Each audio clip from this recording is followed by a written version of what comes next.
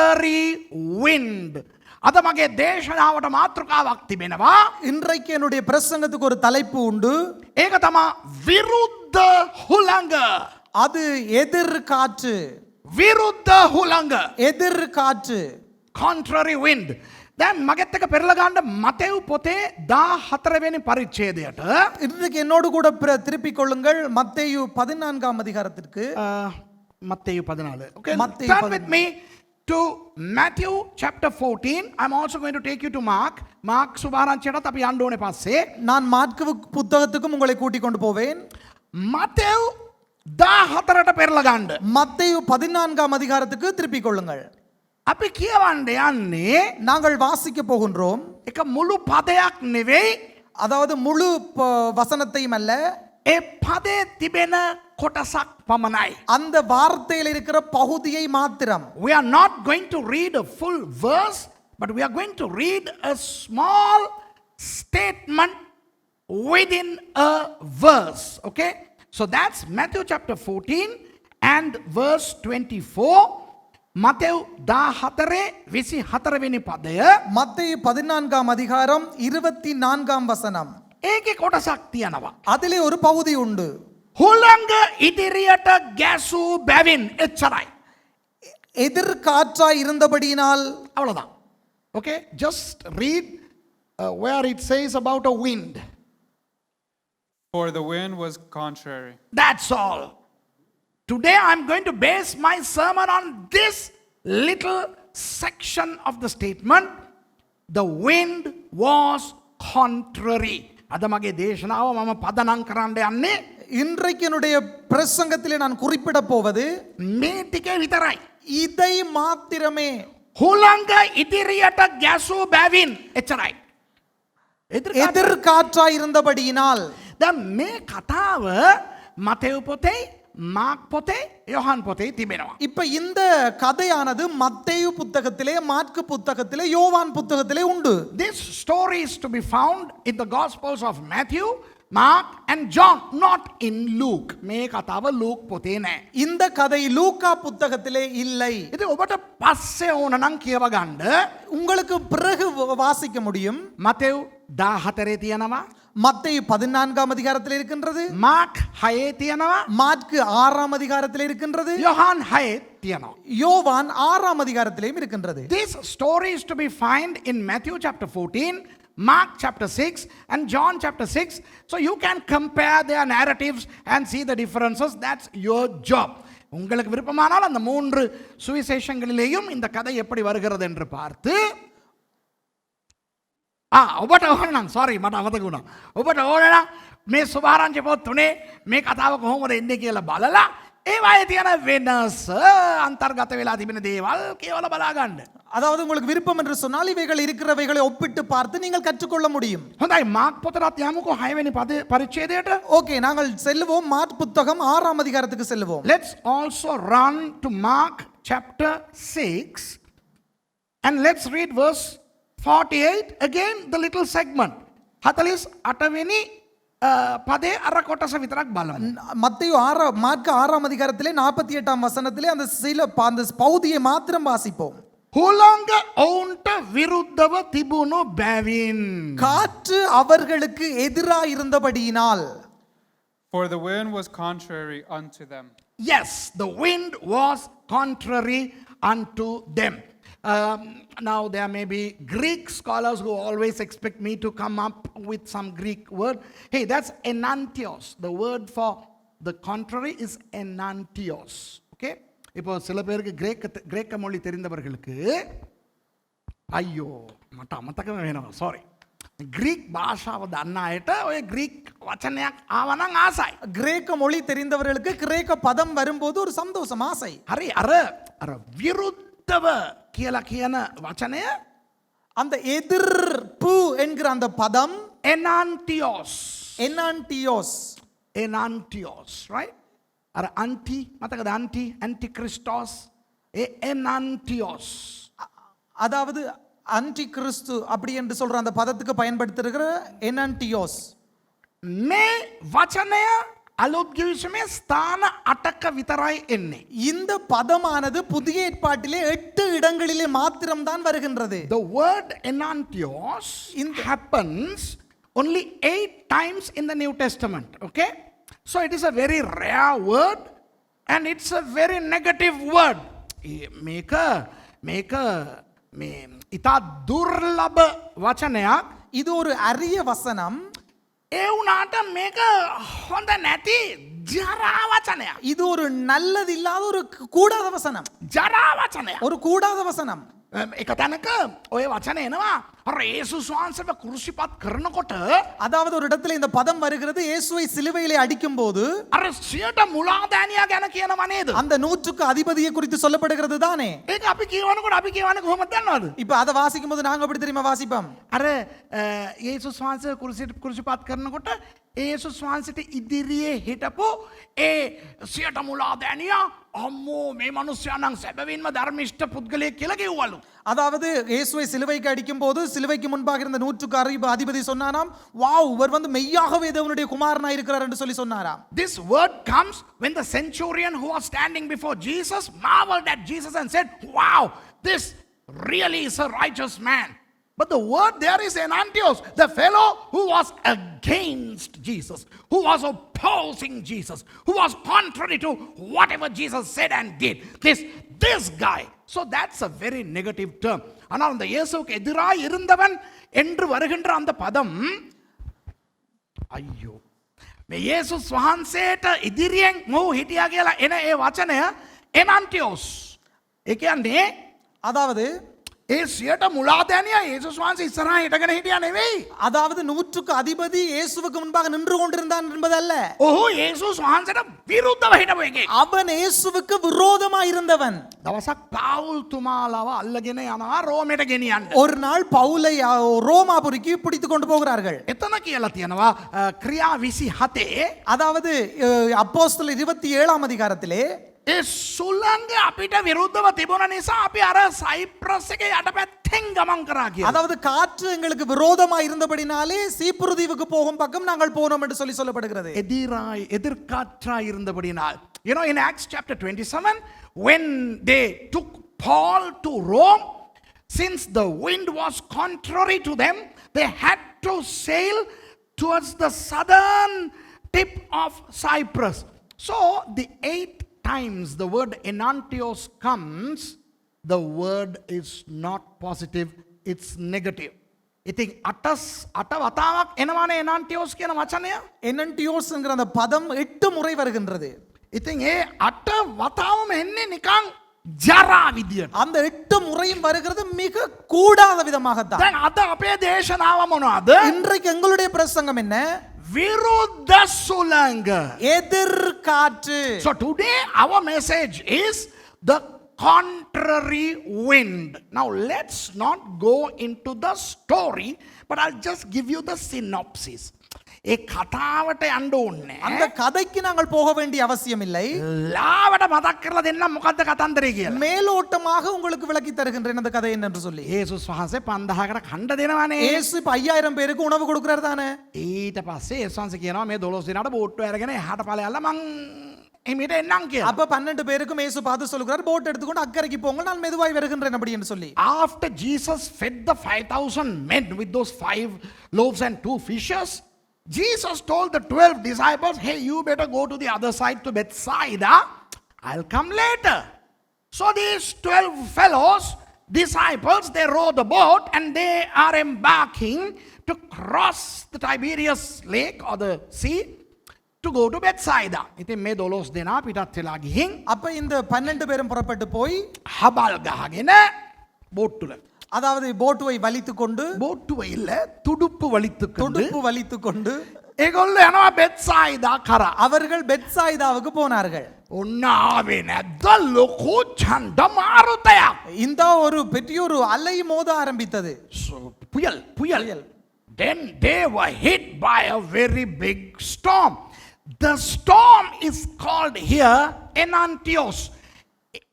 ඒ සුළඟට තමයි මෙතන enantios කියන ඒ කියලා තියෙන්නේ. அந்த புயல் காற்றுக்குத்தான் සුළඟට කියන්නේ අනෙමොස්. අනෙමොස් එනන්ටියෝස්. ඒ කියන්නේ අර විරුද්ධ වෙන හුළඟ. அதாவது அனேமோன் ஹனிமூன் ஹனிமூனும் ஒரு வித புயல் தானே தம்பி. கல்யாணம் ஆச்சா இன்னும் இல்லை தானே? கல்யாணம் கட்டி ஹனிமூன் போகும்போது அன்னையிலேருந்து தான் உங்களுக்கு தெரிய வரும். அதுவும் ஒரு புயல் தாண்டு. ஸோ அது பிரச்சனை இல்லை. அனேமாஸ் எனாந்தியாஸ் என்றால் எதிராய் வருகிற காற்று. Okay, so the wind that comes against you. அது පණිවිඩය මොනවද දන්නවද මිත්‍රවරුනි? இன்றைய செய்தி என்ன தெரியுமா நண்பர்களே? கிறிஸ்தியானி අපේ ජීවිතවල கிறிஸ்தவ எங்களுடைய வாழ்க்கைக்குள்ளே අපි ඉදිරියට යන පැත්තෙන් நாங்கள் முன்னோக்கி செல்லுகிற பாதையிலே අර පැත්තේ ඉඳන් අපිට විරුද්ධව හමන ඡණ්ඩ මාරුත. அந்த பக்கம் இருந்து எங்களுக்கு விரோதமாய் வீசுகிற புயல். So what I am going to talk today is about, hey, we are Christians and we are on a journey, a pilgrimage. Now there are storms that are coming from the other side to us. සුලි සුළඟකට ඕගොල්ලෝ අහුවෙලා තියෙනවද? புயலுக்கு நீங்கள் அகப்பட்டிருக்கின்றீர்களா? පසුගිය සතියේ අම්ෆාන් කියන සුලි සුළඟක් ලංකාව හරහා ගියා. அதாவது கடந்த கிழமை அங்சான் என்ற ஒரு புயல் எங்களை கடந்து போனது. Last week a storm called Amphan just passed through Sri Lanka. Boy, all these trees were falling, roofs were flying, gas වැටුණා, மரங்கள் விழுந்தது, වහල කඩාගෙන ගියා. கூரைகள் உடைத்து கொண்டு போனது.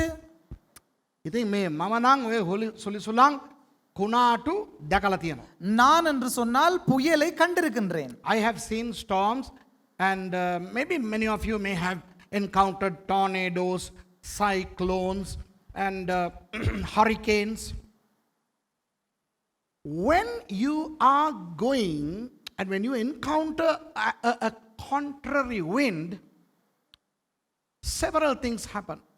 දැන් ඔබ ඉදිරියට ගමන් කරනකොට நீங்கள் முன்னோக்கி பயணிக்கும் போது විරුද්ධ සුළඟ ආවොත් எதிர் காற்று வந்தால் දේවල් කිහිපයක් සිදු වෙන්න පුළුවන්. சில சம்பவங்கள் நடக்கும். එකක්, ஒன்று, අපිට අපේ ගමන ඉදිරියට යන්න බෑ. எங்களுடைய பயணத்தை முன்னோக்கி கொண்டு செல்ல முடியாது. One, we cannot move forward. Have you experienced that? You know, when that wind is against you and you are struggling to take the step, you know, you are sort of stagnated, you can't progress. අර ඉස්සරහින් හුළඟ හම්මනකොට அது முன்னோக்கி காற்று அடிக்கும் போது අපිට කකුල තියාගෙන ඉදිරියට අර යන්න බෑ. எங்களுக்கு காலை முன்னோக்கி வைத்து பயணிக்க போக முடியாது. ඉදිරියට යන එක නවතිනවා. முன்னோக்கி செல்லுவது நிறுத்தப்படும். තව එකක් වෙන්න පුළුවන්. இன்னும் ஒன்று நடக்கும். අපි යන්නේ අර පැත්ත බලාගෙන හැබැයි රිවර්ස් එකට යනවා. හුළඟ අපිව පිටිපස්සට තල්ලු කරගෙන යනවා. அந்த பக்கம் பார்த்து கொண்டு பின்னோக்கி போய் கொண்டிருப்போம். காற்று எங்களை பின்னோக்கி தள்ளும். Another thing could happen. The wind can be so strong that we are trying to move forward, but we are going backwards. You know, we are going backwards. තුන්වෙනි එක, மூன்றாவதாக අපි ඇද්දගෙන වැටෙන්න පුළුවන්. நாங்கள் விழவும் முடியும். You know, thirdly, we can just fall down. I mean, we want to walk, but then this wind is contrary, and then we can just fall. අපි ඉදිරියට යන්න හදනවා. நாங்கள் முன்னோக்கி செல்ல முயற்சிக்கிறோம். මේක අපිව වටලා අපි ෂොයින් ගාලා இது වැටෙනවා. எங்களை விழுத்தி டப்புன்னு நாங்கள் விழுகின்றோம். තව දෙයක් වෙන්න පුළුවන්. இன்னும் ஒன்று நடக்க முடியும். එක එක හානි කළ හැකි බඩු ගස් කොළන් ලෑලි කෑලි සෙරෙප්පු අරවා මේවා හුළඟට ගහගෙන ඇවිල්ලා අපේ ඇඟේ වැදිලා අපි තුවාල වෙන්න පුළුවන්. அங்கே இருக்கின்ற சில பொருட்கள் காற்றுக்கு வீசப்பட்டு செருப்பு, மரம், இலை போன்றவைகள் வீசி எங்கள் மேல படவும் முடியும். You know, fourthly, objects can fly towards us and they can hurt us. Okay? මේ වගේ ඔය කුණාටු අත්දැකීම තුල යන මිනිස්සු කතා කෝටියක් කියයි ඕවායෙන් එන හානි. அதாவது புயல் காற்றுக்கு எதிர்கொண்டவர்கள் பல கதைகளை சொல்வார்கள், கோடிக்கணக்கான கதைகளை சொல்வார்கள், அனுபவங்களை So சொல்வார்கள். people who have encountered storms will have many tales to tell us what happens. So it is not a good thing. Contrary wind is not a good thing. I think මේ විරුද්ධ හුළඟ කියන්නේ හොඳ දෙයක් නම් නෙවෙයි. அதாவது எதிர்காற்று என்பது ஒரு நல்ல காரியம் அல்ல. දැන් මගේ ප්‍රේමවන්ත ක්‍රිස්තියානි අය என்னுடைய அன்பான கிறிஸ்தவர்களே, ඔබට මොන තරම් කුණාටු විරුද්ධ සුළඟ එනවද ජීවිතේ? உங்களுக்கு எவ்வளவு எதிர்காற்று எதிர்ப்பு வருகின்றது? So my dear Christian friends, what sort of contrary winds you may be experiencing? පළවෙනි එක, முதலாவதாக අනේ ක්‍රිස්තියානි අපිට අපේ පවුල් වලින් එන විරුද්ධ හුළඟ. ஐயோ கிறிஸ்தவர்களே, முதலாவது எங்களுடைய குடும்பத்தில் இருந்து எங்களுக்கு வருகின்ற எதிர்காற்று. Many of you may say, you have a turbulent family. A lot of family members are causing the contrary wind. අන්න contrary wind එකක් ඇවිල්ලා යනවා. විරුද්ධ හුළඟක් නැවිලා ඇවිල්ලා අරගෙන යනවා. ஒரு எதிர்காற்று வந்து வந்து போகிறது. සමහර වෙලාවට சில நேரங்களிலே අපේ පවුල් වලම ඉන්නවා எங்களுடைய குடும்பங்களிலேயே இருப்பார்கள் අපිව ඉදිරියට යන්නේක වළක්වන ඒ මේ විරුද්ධ සුළං. எங்களை முன்னோக்கி செல்லுவதை தடுக்கும் எதிர்காற்று. මම ක්‍රිස්තියානි පැත්තෙන් විතරක් කියන්නේ නැහැ. நான் கிறிஸ்தவ பக்கத்திலே மட்டும் சொல்லவில்லை. I'm not just limiting my message to the Christian perimeters, but I'm also just saying normally, there may be obstacles within the family. Some family members may be obstructing you from progressing in your lives. ඔගොල්ලන්ගේ ජීවිතේ ඉදිරියට යන්න, වර්ධනය වෙන්න, සඵල වෙන්න බාධා වෙන මේ හරක් ඉන්න ඇති පවුල් අස්සේ. உங்களை முன்னோக்கி செல்ல விடாமல் முன்னேற விடாமல் தடுக்கின்ற மாடுகள் நிறைய நம்முடைய குடும்பங்களில் இருப்பார்கள். මාගේ දෙයනේ අපි දන්නවනේ දැන් එක එක පවුල් වල ළමයෙක් ඉස්සරහට එන්න දෙන්නේ. அதாவது ஒவ்வொரு குடும்பங்களிலே பிள்ளைகளை முன்னோக்கி வர விட மாட்டார்கள். මේ භාර්යාව පොඩ්ඩක් ඉදිරියට යනවා දැක්කහම ඊර්ෂ්‍යාවෙන් පෙළෙන ස්වාමි පුරුෂයන් ඉන්නවා. மனைவிகள் முன்னோக்கி செல்லும் போது எரிச்சல் படுகிற கணவன்மார் உண்டு. ස්වාමි පුරුෂයන් ඉස්සරහට යනකොට ඒකට බාධා කරන භාර්යාවන් ඉන්නවා. கணவன் முன்னோக்கி செல்லும் போது அதற்கு எரிச்சல் படுகிற மனைவிமாரும் உண்டு. Sometimes their own spouses may be the obstructing contrary wind to the spouse from moving forward. සමහර වෙලාවට சில நேரங்களிலே ළමයින්ව ඉදිරියට යන්න දෙන්නේ නැතුව දෙමව්පියන්ම මේ කරදර කරනවා. பிள்ளைகளை முன்னோக்கி செல்ல விடாமல் பெற்றோர் தடுப்பார்கள். සමහර වෙලාවට ළමයි දෙමව්පියන්ට බාධාවක්. சில நேரங்களிலே பிள்ளைகள் பெற்றோருக்கு எதிர்ப்பாயிருப்பார்கள். Sometimes children are obstructing their parents from progressing and vice versa. Now this is a very common story that happens in many lives. When somebody becomes a Christian, then the rest of the family sometimes they are like the contrary wind. දැන් කවුරු හරි පවුලේ ගැලවීම ලැබපුවාම குடும்பங்களிலே சிலதில் யாராவது ரட்சிக்கப்பட்டவுடன் ඒ ගැලවීම ලැබපු නැති අය ரட்சிக்கப்படாத மற்றவர்கள் අර බාධා කරන විරුද්ධ සුළඟ වෙන්න පුළුවන්. அதாவது எதிர்காற்றாய் அடிக்கிற புயலாய் மாறி விடுவார்கள். හොඳයි. එතකොට පරීක්ෂාවන්, இரண்டாவதாக சோதனை, temptations. සමහර අය කියනවා சில பேர் சொல்லுகின்றார்கள், අනේ මම නම් දෙවියන් වහන්සේ තුලට ආවා, நான் ஆண்டவருக்குள்ளே வந்துட்டேன், දෙවියන් වහන්සේ තුල වර්ධනය වෙනවා, ஆண்டவருக்குள்ளே வளருகிறேன், සේවයටත් එනවා, ஊழியத்திற்கும் வருகின்றேன். හැබැයි ඉඳලා හිටලා පරීක්ෂා එනවා නේද? ஆனா இருந்துட்டு இந்த சோதனை வருது தானே, ඔබ වැටෙනවා. நான் விழுந்து போறேன். Many people say, I'm progressing in the Lord, I'm moving forward, but these temptations come and then they make me fall. මගේ දේනේ මට එන ඊමේල් සමහරක් බලන්න. அதாவது பாஸ்டருக்கு வருகிற ஈமெயிலை நீங்கள் பார்க்க வேண்டும். ඒවා මෙතන කියන්න බෑ. அதை இவ்விடத்திலே சொல்ல முடியாது. සමහරු මට ඒගොල්ලන්ගේ පරීක්ෂා ලියලා சில பேர் அவர்களுடைய சோதனை எனக்கு எழுதி මේකෙන් ජය ගන්නේ කොහොමද කියලා මගෙන් අහනවා. இதுல இருந்து நான் வெற்றி அடைவது எப்படி என்று எனக்கு எழுதுங்கள் என்று சொல்லுவார்கள். I can't divulge the details of many emails that I receive pertaining to people struggling from temptations, and they ask me, how can we get out of this temptation? All I say is, the Bible says, flee from it. මට කියන්න පුළුවන් එකම දේ, எனக்கு சொல்ல முடிந்த ஒன்றுதான், බයිබලයේ කියලා තියෙනවා පරීක්ෂාවෙන් පලාපලයන් කියලා. வேதத்திலே சொல்லப்பட்டிருக்கிறது சோதனையை விட்டு விலகி ஓடு என்று சொல்லி. නෑ, ඊට වඩා ඔයා දන්නවා ඇතිනේ. இல்ல அப்படி இல்ல, உங்களுக்கு தெரியும் தானே. So they tell me, no, you should know better than that. Help us, pastor. I say, sorry, I don't know to help you. ඉතින් මම කියනවා මං කොහොමද දන්නේ? அதாவது எனக்கு எப்படி தெரியும்? මම පරීක්ෂාවට වැටි මමත් විදින දුක මම නෙවෙයි දන්නේ. நானே சோதனைக்கு விழுந்து விழுந்து எழும்புறது எனக்கு மட்டும் தானே தெரியும். මම විදින දුක. நாம் படுற வேதனை. ඊගාවට තියෙනවා ආර්ථිකය. அதுக்கு பிறகு இருக்கிறது பொருளாதாரம். Then comes the financial contrary wind. සමහරු කියනවා අනේ මට ඉදිරියට යන්න ඕනේ. சில பேர் சொல்லுகிறாரு எனக்கு முன்னோக்கி செல்ல வேண்டும். සල්ලි නෑනේ. ஆனா பணம் இல்லையே. I want to move forward but I don't have the money. Only if I have the money then I can move forward. මට ඉදිරියට යන්න පුළුවන්. எனக்கு முன்னோக்கி செல்ல முடியும். දියුණු වෙන්න පුළුවන්. எனக்கு வளர பணக்காரனாக முடியும். ශිල්පය තියෙනවා. எனக்கு திறமைகள் இருக்கிறது. ආශාව තියෙනවා. எனக்கு ஆசை உண்டு. ඉලක්කය තියෙනවා. எனக்கு இலக்கு இருக்கின்றது. සල්ලි නෑනේ. ஆனா பணம் இல்லையே. ඕක ලොකු බාධාවක් ඉදිරියට යන්න බැරුව.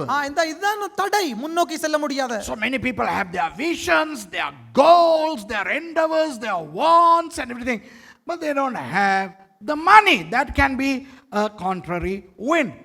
Now what about the ministry? සේවය ගැන කතා කරමු. இப்ப ஊழியத்தை குறித்து பார்ப்போம். මගේ දෙයනේ සේවයට ආවනම් அதாவது ஊழியத்துக்கு வந்து விட்டால் ආපු දායින්දන් සුලිසුලන් තමයි. அதாவது வந்த அந்த நாளிலிருந்து எதிர்காற்று தான். You know, if you come into the ministry from day one until you die, you know, there is this contrary wind. මේ විරුද්ධ සුළඟ හමනවා අපි මැරෙනකම්. அதாவது இந்த எதிர்காற்று நாங்கள் சாகும் வரை வீசும். අපට ඕකෙන් විසඳුමක් නැද්ද? ஐயோ இதுக்குள்ள ஒரு தீர்வு இல்லையா? නෑ. இல்லை. ඒක කොයි වෙලේ හමයිද? அது எப்ப வீசும்? කොයි පැත්තෙන් හමයිද? எந்த பக்கம் வீசும்? අපි දන්නේ නෑ. எங்களுக்கு தெரியாது. We don't know how, from which direction, with what capacity these contrary winds blow. But it will blow. නමුත් ඒක හමනවාමයි. ஆனால் அது வீசும். ඉතින් ඊට පස්සේ විරුද්ධවාදීකම්, எதிர்ப்புகள், oppositions. ඒ කියන්නේ අපි අපේ ජීවිතේ වෙන්න පුළුවන්, எங்களுடைய வாழ்க்கையா இருக்க முடியும், ව්‍යාපාරේ වෙන්න පුළුවන්, எங்களுடைய வியாபாரங்களா இருக்க முடியும், අපේ සේවය වෙන්න පුළුවන්. எங்களுடைய ஊழியமா இருக்க முடியும். විවිධාකාර බාධා, විවිධාකාර විරුද්ධවාදීකම් එනවා. பல்விதமான தடைகளும் பல்விதமான எதிர்ப்புகளும் வரும். In our enterprises, in our ministry, in our employments, in our whatever, we experience contrary winds through jealousy, envy, many ways. සමහර විට ඊර්ෂ්‍යාව, சில நேரத்தில் எரிச்சல், එතකොට අපිව රවට්ටන මිනිස්සු. சில நேரத்தில் எங்களை ஏமாற்றுகிறவர்கள். ඉතින් මේ වගේ අපිට විරුද්ධවාදී දේවල් එනවා, විශේෂයෙන් සේවයට ආපුවාම. அதாவது ஊழியத்துக்கு வந்த உடனே මේ සේවයට ආපුවාම අපිට විරුද්ධ වෙන්නේ කවුද කියලා මං කියන්නද? அதாவது ஊழியத்துக்கு வந்தது உடன் எங்களுக்கு எதிர்ப்பாய் வருகிறது யாருன்னு சொல்லட்டுமா நான்? Mostly, you know, when you start a ministry, do you know where the contrary wind comes from? From other ministries. අනිත් සේවාවන් වලින් තමයි එන්නේ. அதாவது முதலாவது எதிர்ப்பு மற்ற ஊழியங்கள் இருந்து தான் எங்களுக்கு கிடைக்கும். දැන් හැමතැනම නෙවෙයි. எல்லா இடத்திலேயும் அல்ல. එනිසා ඕක නැති අය තරහ වෙන්න එපා. அதாவது இது இல்லாதவர்கள் கோபப்பட வேண்டாம். හැබැයි මම පොදුවෙන් මේ කියන්නේ. ஆனா இது நான் பொதுவாக சொல்லுகின்றேன். So if it doesn't happen in your life, you know, don't get upset. I'm just giving you a common thing. ඔගොල්ලෝ ගිහිල්ලා කොහරි පල්ලියක් පටන් ගන්නකෝ. நீங்க போய் ஒரு சபை ஒன்று ஆரம்பித்து பாருங்கவன். ඉස්සල්ලාම ඔයගොල්ලන්ට අරගන්න එන්නේ මේ වෙන ආගමික අය නෙවෙයි. உங்களோட சண்டை பிடிக்க வர்றது வேற மதத்தவர்கள் அல்ல. ඒ ගමේ ඉන්න අනිත් පාස්ටර්. அந்த கிராமத்தில் இருக்கிற மற்ற போதகர் தான். You know, when you go and try starting a church somewhere, before any other religious personalities come to oppose you, pastors will come. Who is this guy? Why are you doing a church? We have a church. අපිට මේ සභාවක් තියෙනවා. எங்களுக்கு இங்க ஒரு சபை இருக்கு தானே. මේ මෙතන සභාවක් හැදුවේ. நீங்க இதுல வந்து சபை ஆரம்பிக்கிறீங்க. කියලා අන්න පටන් ගන්නවා කේස්. அந்த இப்படி ஸ்டார்ட் ஆகிடுவாங்க. මම අපේ සභාව පටන් ගත්තාම நான் இந்த சபையை ஆரம்பித்த போது ලොකෝ පාස්ටර් කෙනෙක්. பெரிய ஒரு போதகர், මගේ හොඳ කිට්ටු පාස්ටර් කෙනෙක්. போதகருடைய மிக நெருக்கமான ஒரு போதகர். එයා ටෙලිෆෝන් කරලා මට කියනවා, அவர் தொலைபேசியில் அழைத்து சொல்லுகிறார், සුරේෂ් උඹේ පල්ලිය වහපන්ලු. சுரேஷ் நீ இந்த சபையை மூட வேண்டும். You know, when I started Mount Carmel Church in 1999, a very senior pastor, he's actually my friend and we have worked together. This pastor calls me and says, Suresh, you need to close your church. I was flabbergasted, shocked to smithereens. I said, and what? What am I to do with these people? මම ඇහුවා පල්ලිය වහලා මේ මිනිස්සුම මොනවද කරන්නේ? அப்ப நான் கேட்டேன், சபையை மூடுவதென்றால் இந்த மக்களுக்கு என்ன செய்வது? ඒ අය අපේ පල්ලියට යවපන්. அவர்களை என்னுடைய சபைக்கு அனுப்பு. ஆ? He said, send those people to my church. I was like, why? ඇයි කියලා මං ඇහුවා. நான் ஏன் என்று கேட்டேன். ඔයයි මයි මිත්‍රයින් හැටියට ඉන්න ඕන නම් நீயும் நானும் நண்பர்களா இருக்க வேண்டும் என்றால் මේ පල්ලිය වහපන්. உன்னுடைய சபையை மூடு. ඒ අයව අපේ පල්ලියට යවපන්. அவர்களை என்னுடைய சபைக்கு அனுப்பு. You know, he said in black and white, if you and I are to remain friends, you need to close your church and send those people to my church. දැන් මට මාර ප්‍රශ්නේ. இப்ப எனக்கு பெரிய பிரச்சனை இது. දෙවියන් වහන්සේ කියනවා පටන් ගනින් කියලා. இப்ப ஆண்டவர் சொல்லுகிறார் ஆரம்பி என்று சொல்லி, ලොකු පාස්ටර් කෙනෙක් කියනවා වහපන්. பெரிய பாஸ்டர் சொல்லுகிறார் மூடு என்று சொல்லி. යේසුස් වහන්සේ කියන එක කරන්නද? இப்ப இயேசு சொல்வதை செய்யவா? මේ ලොකු පාස්ටර්ලා කියන இப்ப එක. பெரிய பாஸ்டர் சொல்வதை செய்வதா? සමහරලාට ලොකු නෙවෙයි පොඩි නෙවෙයි පාස්ටර්ලා යේසුස් වහන්සේ කියන දේට පටහැනිව කියනවා. இப்ப பெரிது சின்னது என்பதல்ல, போதகர்கள் ஆண்டவருக்கு கீழ்ப்படிவதை அரிதா සමහර இருக்கிறது. වෙලාවට අපේ විරුද්ධ හුලංම පාස්ටර්ලා. அதாவது சில நேரத்தில் எங்களுடைய எதிர்காற்றே போதகர்கள் தான். So I was in a quandary whether to obey Jesus who said start a church or to obey this leader who says close it down. You know, sometimes pastors can be the contrary wind. Sometimes believers are the contrary wind. Sometimes Bible colleges are the contrary wind.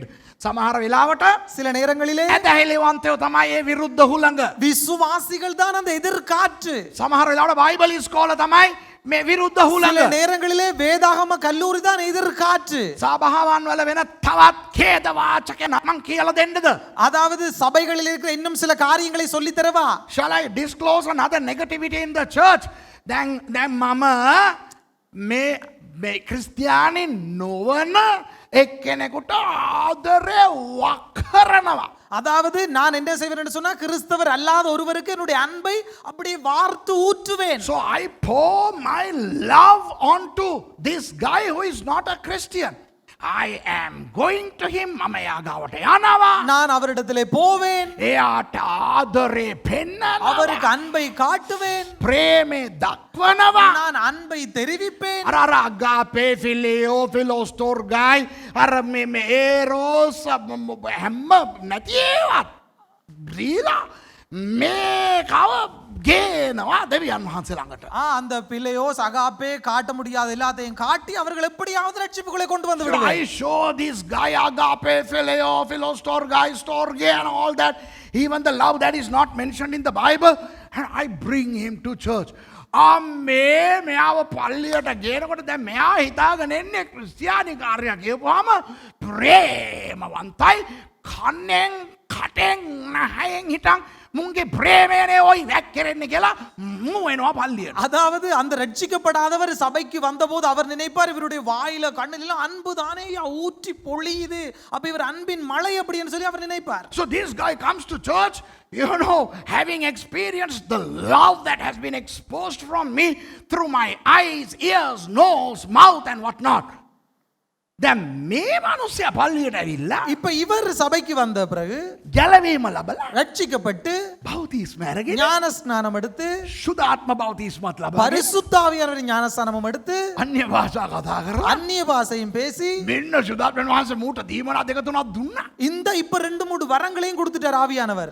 දැන් මට මුව බලනකොට இப்ப எனக்கு இவரை பார்க்கும்போது මට සංසාරේ එපා වෙනවා. எனக்கு வாழ்க்கை வெறுத்து போகுது. Yes, he comes to church, he gets saved, he is baptized, he receives the baptism of the Holy Spirit, he speaks in tongues, he is endowed with a couple of spiritual gifts, and now my spirit, soul and body get displaced when I look at this guy.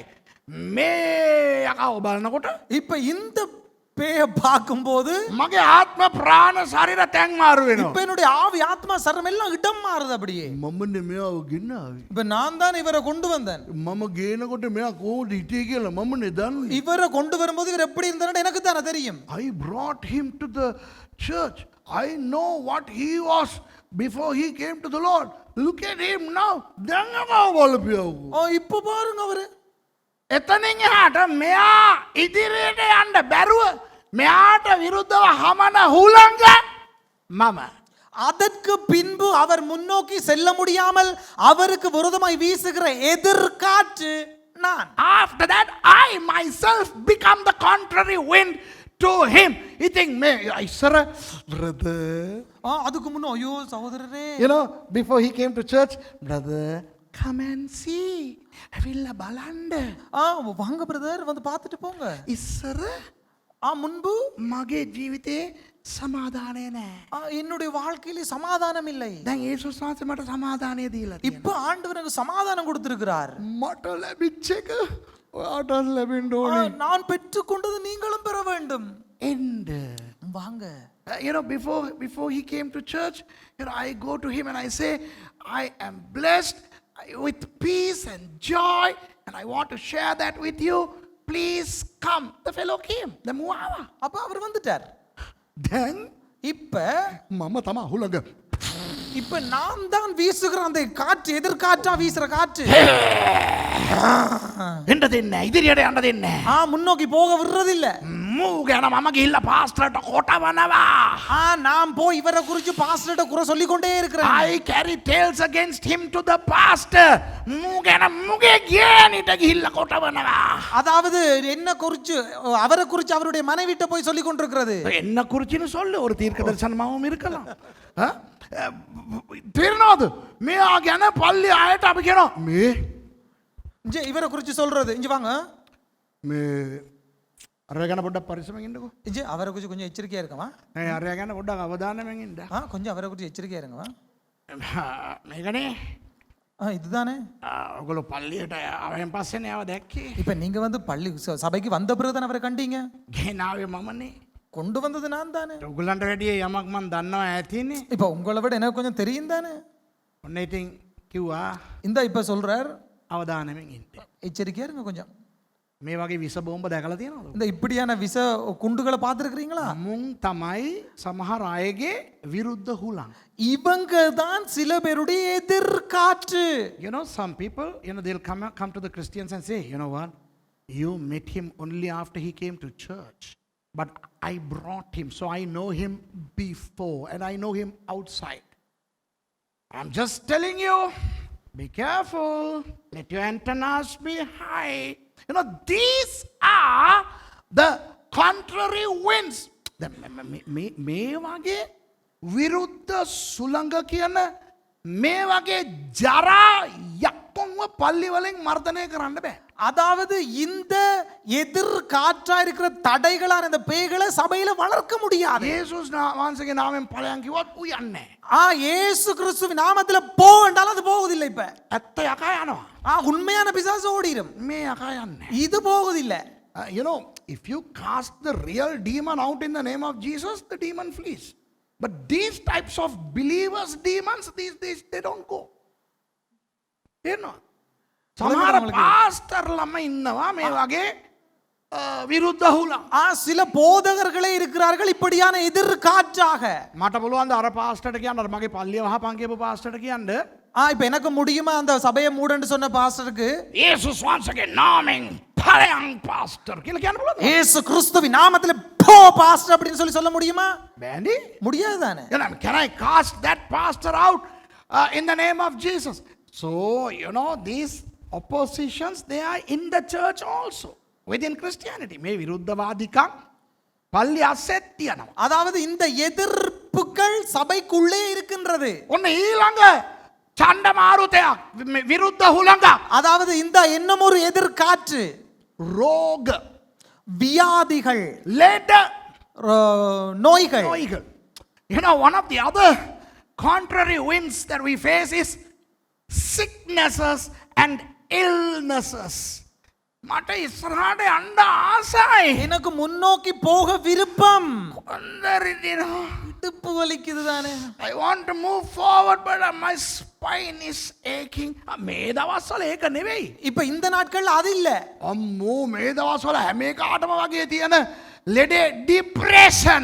இப்ப எல்லாருக்கும் இருக்கிறது போல இருக்கிறது depression. ආතතිය මන අழுத்தம். You know, today many people are suffering from depression. So, you know, they can't move forward. They are depressed. ඉස්සරහට යන්න බෑ ආතතිය. அதாவது முன்னோக்கி போக முடியாத மன வருத்தம். දෙවියන් වහන්සේ දීමනාවක් දීලා එක දවසක් පාවිච්චි කරා. ஆண்டவர் வரத்தை கொடுத்து ஒரு நாள் தான் பயன்படுத்தினார். ඊට පස්සේ ආතතියට වැටලා அதுக்கு பிறகு மன வருத்தம். සමහර එවුන්ගේ මේ විරුද්ධ හුළඟ අමුතු විරුද්ධ හුළඟක්. சில பேருடைய எதிர்காற்று ஒரு விசித்திரமான எதிர்காற்று. හොඳ දේත් හුළඟක් කරගෙන හිර වෙලා ඉන්නවා. හොඳ දේත් හුළඟක් කරගෙන හිර වෙලා ඉන්නවා. நல்ல காரியங்களையும் எதிர்காற்றாக்கி கொண்டிருக்கிறார்கள். You know, sometimes what I don't understand is some of the good things become contrary winds. දෙවියන් වහන්සේ මට ඕක දුන්නේ ඇයි? වෙන්න බෑ. මම එච්චර හොඳ නෑ කියගෙන මෝ පස්සට යනවා. ஆண்டவர் எனக்கு ஏன் இதை செய்தார், ஏன் இப்படி நடந்தது, நான் நல்லமில்ல அப்படின்னு சொல்லிக்கொண்டே பின்னோக்கி போவார்கள். You know, some people are so perturbed over the fact that God has blessed them. I am a worm. I am useless.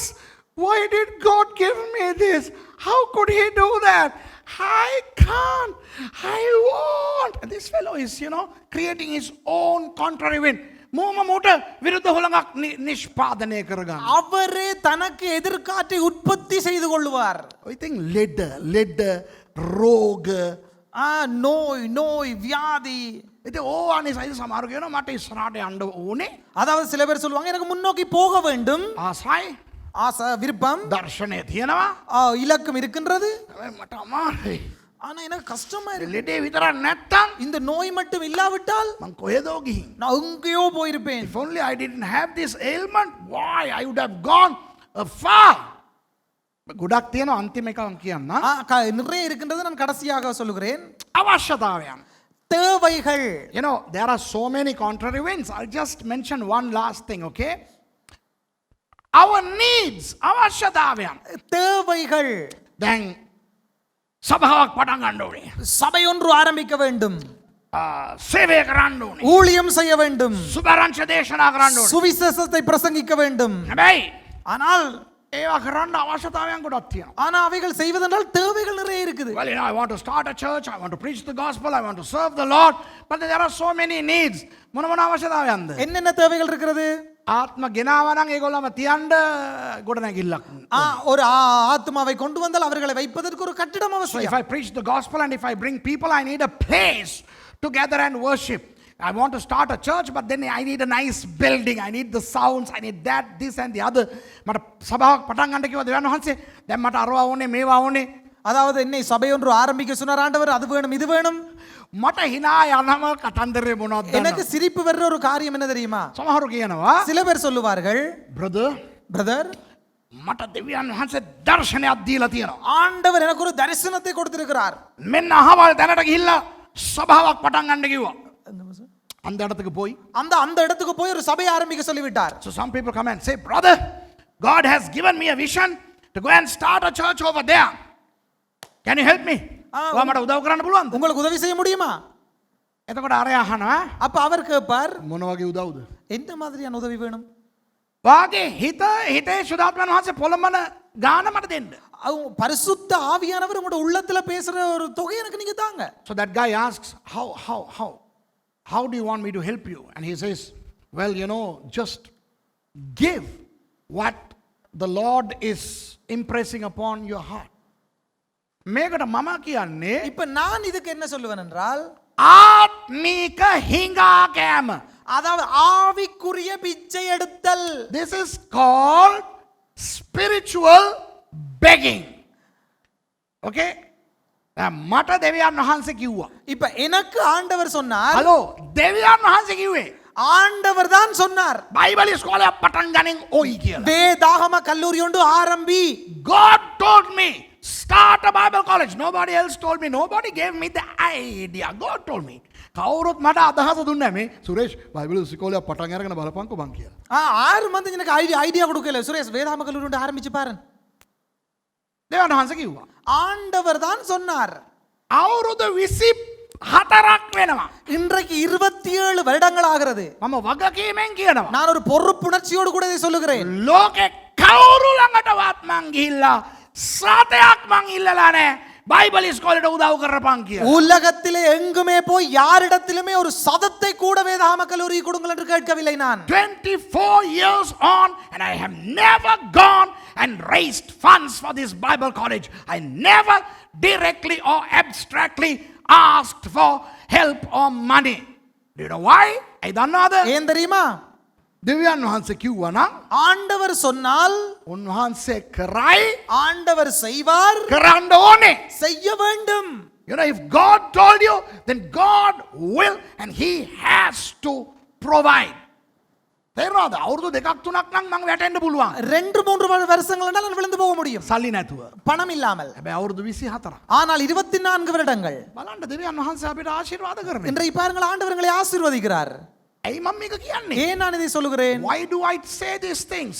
Because you know these needs should not become your contrary winds. මේ අවශ්‍යතාවයන් අපිට මේ විරුද්ධ සුළං වෙන්න හොඳ නැහැ. இந்த தேவைகள் நமக்கு எதிர் காற்றாக முடியாது. මොකද බයිබලයේ කියලා තියෙනවා ஏனென்றால் வேதத்திலே சொல்லப்பட்டிருக்கிறது, දෙවියන් වහන්සේ සියලුම අවශ්‍යතාවයන් සපුරාලනවා කියලා.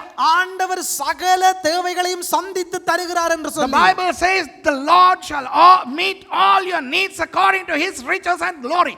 බයිබලයේ කියලා තියෙනවා. வேதத்திலே சொல்லப்பட்டிருக்கிறது, උන්වහන්සේගේ මහිමයට ஆண்டவருடைய மகிமைக்காக, උන්වහන්සේගේ ධනවත්භාවයට අනුව ஆண்டவருடைய ஐஸ்வரியத்துக்கு இணங்க අවශ්‍යතාවය සපුරලනවා කියලා. அவர் தேவைகளை சந்திக்கிறார். දෙවියන් වහන්සේ උඹේ අවශ්‍යතාවය සපයනවා සුරේෂ් කියලා කියපුවාම ஆண்டவர் உன் தேவைகளை சந்திக்கிறார் சுரேஷ் என்று சொன்ன பின்பதாக මම මොකටද ගිහිල්ලා වික්‍රමසිංහගෙන් ඉල්ලන්නේ මට උදව් කරපියව් කියලා. நான் போய் மக்களிடத்தில் எனக்கு உதவி செய்யுங்கள் என்று கேட்க வேண்டிய அவசியம் கிடையாது. හීගන්නෝ වෙන්න එපා. அதாவது பிச்சைக்காரராக வேண்டாம். If God told you that I will meet your needs, don't go and beg from others because God will meet your needs. Okay? දැන් මම වෙන පැත්තකට යනවා එනිසා මම දේශනාවට එන්නම් ආය. நான் வேற பக்கத்துக்கு போகிறேன், ஆகவே மறுபடியும் பிரசங்கத்துக்கு வருகிறேன். දැන් இப்பொழுது ඔන්න අපි කියවපු පදේ මතක් කරමු. Let's remind the verse that we read. இப்ப நாங்கள் வாசித்த வசனத்தை ஞாபகப்படுத்தலாம். The wind was contrary to them.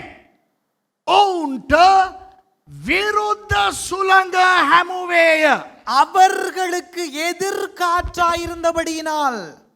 කවුද ඔවුන්? யார் அந்த அவர்கள்? Who are the they? The 12 disciples. ගෝලයෝ 12 දෙනා. 12 சீடர்கள். මං කියන්නද? இப்ப நான் சொல்லவா? ඒ කාලේ அந்த காலத்திலே දෙවියන් වහන්සේට ලංවම හිටපු 12 දෙනා තමයි යේසුස් වහන්සේගේ ගෝලයෝ. ஆண்டவரிடத்திலே மிகவும் நெருக்கமா இருந்தவர்கள் தான் அந்த 12 சீடர்கள். You know, in those days, the 12 disciples were the ones who were so close to God. They were with Jesus. ඔවුන් යේසුස් වහන්සේත් එක්ක ඉන්නවා. அவர்கள் இயேசுவோடு கூட இருக்கின்றார்கள். යේසුස් වහන්සේගේ ගෝලයෝ. ஆண்டவருடைய சீசர்கள். They are disciples of Christ. So the people who were so close to God, disciples of Jesus, encountered contrary winds. යේසුස් වහන්සේත් එක්ක ළඟින් හිටපු இயேசு கிறிஸ்துவிடத்திலே மிக நெருக்கமாயிருந்த යේසුස් වහන්සේගේ ගෝලයන් හැටියට හිටපු අය இயேசுவினுடைய சீடர்களாயிருந்தவர்கள் විරුද්ධ සුළඟට මුහුණ දෙන්න වුණා. எதிர் காற்றுக்கு முகம் கொடுக்க தேவைப்பட்டது. ඒ නිසා ඔබ කල්පනා කරන්න එපා. ஆகவே நீங்கள் யோசிக்க வேண்டாம். ඔබට විරුද්ධ සුළඟ හමනකොට அதாவது உங்களுக்கு விரோதமான காற்று வீசும் போது අයියෝ මම පව් කරලාද? ஐயோ நான் பாவம் செய்து விட்டேனா, මම දෙවියන් වහන්සේව දුකටපත් කරලාද? நான் ஆண்டவரை வேதனைப்படுத்துகிறேனா, දෙවියන් වහන්සේ මට ආදරේ නැද්ද? ஆண்டவர் என்னை நேசிக்கவில்லையா, ඇයි මට මෙච්චර විරුද්ධ හුලං? ஏன் எனக்கு இவ்வளவு எதிர் காற்று? හිතන්න එපා. அப்படி யோசிக்க So வேண்டாம். when you encounter contrary winds, don't question your spiritual standing with God. Don't say, am I upsetting God? Is God upset with me? Has He withdrawn Himself from me? Have I sinned? Why is this thing happening to me? Hey, matama venne. Look. ஏன் எனக்கு இது நடக்கிறது? මාර වැඩේ කියන්නේ இது ஒரு மார்க கதையுண்டு. එදා அன்று මේ 12 දෙනා බෝට්ටුවේ යනකොට அவர்கள் 12 பேரும் படகிலே செல்லும் போது අනිත් ඒවා උන්ගේ ගෙවල් වල නීති. மற்றவர்கள் அவர்களுடைய வீடுகளிலே தூக்கம். When these 12 blocks were on the sea, the others were sleeping happily in their homes. Who were the others? කවුද අනිත් ඒවා? யார் அந்த மற்றவர்கள்? වෛශ්‍යකම් කරන්නේ. விபச்சாரம் செய்கிறவர்கள், මෙනි මරණේ. கொலைகாரர்கள், දෙවියන් වහන්සේට විරුද්ධ වෙන්නේ.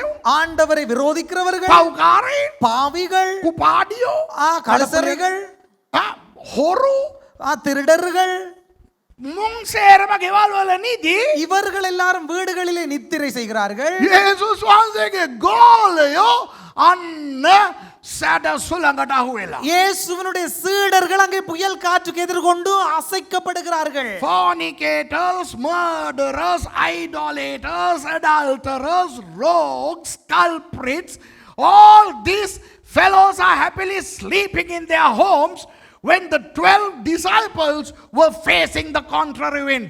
ඒ නිසා කියන්න එපා.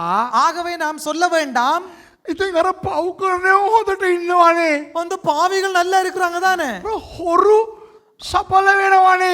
திருடர்கள் செழிப்பா இருக்கிறாங்க தானே, දෙවියන් වහන්සේ නැතිවම හොඳින් ඉන්නවනේ. ஆண்டவர் இல்லாத அவர்கள் நன்றாக இருக்கிறார்களே, අපිටමනේ බාධා කියන්න එපා. எங்களுக்கு தான தடைகளா இருக்கின்றது சொல்ல வேண்டாம். So don't say, look at the sinners, they are prospering. Look at the godless people, they are thriving. Look at all these murderers, homosexuals, all these dirty people, they are sleeping happily, but look at me. I am God's child and look at what's happening to me. Why should everything happen to me? Don't say that. ඒක කියන්න එපා. அப்படி சொல்ல வேண்டாம். සැඩ සුළං විරුද්ධ සුළං හැමුවත් கடுமையான எதிர்காற்று வீசினாலும் ඒගොල්ලු 12 දෙනා විතරයි ගෝලයෝ හැටියට හිටියේ. அவர்கள் 12 பேர் மாத்திரமே சீடர்களா இருந்தவர்கள். තේරෙනවද? விளங்குதா? So even when the contrary wind hit them, they remained the disciples of Jesus. ඒ නිසා කිතුණුවනි, ஆகவே கிறிஸ்தவர்களே, පාස්ටර් වරුනි, போதகர்களே, මොනතරම් විරුද්ධ හුලං හැමුවත් எவ்வளவு எதிர்காற்று வீசினாலும் අපි කිතුණුවෝ, நாங்கள் கிறிஸ்தவர்கள், අපි සේවකයෝ, நாங்கள் ஊழியக்காரர்கள், ඒ තත්ත්වේ අපි නැති කරගන්නේ නැහැ. அந்த நிலையை நாங்கள் இழந்து போக மாட்டோம். We are pastors, we are Christians, we are believers, and we are not going to lose that no matter what sort of contrary wind smites us. දැන් මම අර හතක් කිව්වනේ. இப்ப நான் இந்த கதையை சொன்னேன் தானே, හතක් 7 சொன்னேன் தானே. ඒකේ මොන හුලං ඔයගලන්ට හැමුවත් இப்ப இதுல எந்த எந்த எதிர்காற்று வீசினால் என்ன, ඔබ දෙවියන් වහන්සේ තුල නම් நீங்கள் ஆண்டவருக்குள் இருந்தால் බය වෙන්න එපා. பயப்பட வேண்டிய அவசியம் இல்லை. ඒවා හමන්න ඕනේ. அவைகளை நாங்கள் வீச வேண்டும். අර යේසුස් වහන්සේගේ ගෝලයෝ 12 දෙනාටම ඒක වුණා නම් இயேசுனுடைய 12 சீடர்களுக்கே அது நடந்தால் අපිට වෙන එක පුදුමයක්ද? எங்களுக்கு நடக்கிறது ஒரு ஆச்சரியத்துக்கு ஒரு விடயமா? So don't lose heart just because you are experiencing all the kinds of contrary winds in your lives. If those winds can attack the 12 disciples of Jesus, we are sure to be attacked by those. Okay? දැන් ඊළඟ ප්‍රශ්නේ තමයි இன்னொரு பிரச்சனை ஒன்று இருக்கின்றது. විරුද්ධ හුළඟ හමනකොට අපි හිතනවා எதிர்காற்று வீசும்போது நாம் நினைக்கின்றோம், මම දේව කැමැත්ත තුලද ඉන්නේ. நான் ஆண்டவருடைய சித்தத்துக்குள்ளேயா இருக்கின்றேன். ආහා මේක හොඳට අහගන්න හොඳේ. நல்லா கேட்டுக்கொள்ளுங்கப்பா இது. Now you better listen to this very carefully. When contrary winds strike us, the tendency is there for us to think, are we in the center of the will of God? අපි හිතනවා நாங்கள் நினைக்கின்றோம், අපි දේව කැමැත්ත තුල හිටියානම් ஆண்டவருடைய சித்தத்துக்குள்ளே இருந்தால் මේ කරදර වෙන්නේ නෑනේ. இந்த பிரச்சனை வராதே. මේ කරදර වෙන්න දෙවියන් වහන්සේ දෙන්නේ නෑනේ. இப்படி பிரச்சனைகள் வருவதற்கு ஆண்டவர் விட மாட்டார் தானே. මට එන ප්‍රශ්න බලන්නකෝ. இப்ப எனக்கு வர பிரச்சனையை பாருங்க. මම හිතන්නේ දේව කැමැත්ත තුල නෙවෙයි වෙන්න ඇති මම ඉන්නේ. நான் நினைக்கிறேன் நாம் தேவனுடைய விருப்பத்துக்குள்ள இல்ல இருக்கிறது. I think I have swayed from the will of God. Why? Because if I am in the will of God, God will not allow these contrary winds to come to me. Maybe I am off track. So they try to find the will of God. දෙවියන් වහන්සේගේ කැමැත්ත හොයා ගන්න හදනවා. அப்ப தேவனுடைய விருப்பத்தை தேட பார்க்கிறார்கள். දෙවියන් වහන්සේ කිව්වා කියලා සේවයක් පටන් இப்ப ගන්නවා. ஆண்டவர் சொன்னார் என்று சொல்லி ஒரு ஊழியத்தை ஆரம்பித்து விட்டு කුණාටු ආවහම හිතනවා මේක දෙවියන් වහන්සේ කිව්වද නැද්ද දන්නේ නැහැ. මට ෂුවර් නෑ මම ආයෙ පොඩ්ඩක් හොදිසි කරලා බලන්න ඕනේ. புயல் வந்த அப்புறம் நினைக்கிறாங்க, இது தேவனுடைய விருப்பம் இல்லை, கொஞ்சம் சோதிச்சு பார்க்க வேண்டிய அவசியம் இருக்குன்னு நினைக்கிறார்கள். People embark on something saying that God told them, and then when these contrary winds come, they begin to question, am I in the will of God? Am I in the center of the will of God? පොඩ්ඩක් එන්න එක දෙයක් පෙන්වන්නද ඔයගලන්ට? கொஞ்சம் இருங்க நான் உங்களுக்கு காட்ட போறேனுண்டு. අපි Matthew පොතේම ඉමුකෝ. Now- Let's remain in Matthew chapter 14. Okay, now let me show this. அதாவது மத்தேயு 14ஆம் அதிகாரத்துக்கு மறுபடியும் போவோம்.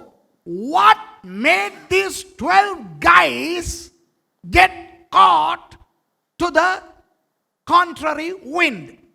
මේ 12 දෙනා இந்த 12 பேர் විරුද්ධ හුළඟට මාට්ටු උනේ ඇයි? எதிர் காற்றுக்கு முகம் கொடுத்தது ஏன்? இல்ல மாட்டிக்கிட்டது. எதிர் காற்றுக்கு மாட்டிக்கிட்டது ஏன்? ஒන්න තියනවා இந்த இருக்குது 22 පදේ 22ஆம் வசனம். ඒ කොටස විතරක් හොයලා කියන්න ඕනේ. Okay, now verse 22 you have to look for just the section that I want you to read, okay? அந்த- මේ බලන්න ඔරුවට නැගී Tamanට පළමුවෙන් එගොඩට යන්න ගෝලයන්ට බල කළසේක. කවුද? යේසුස් වහන්සේ.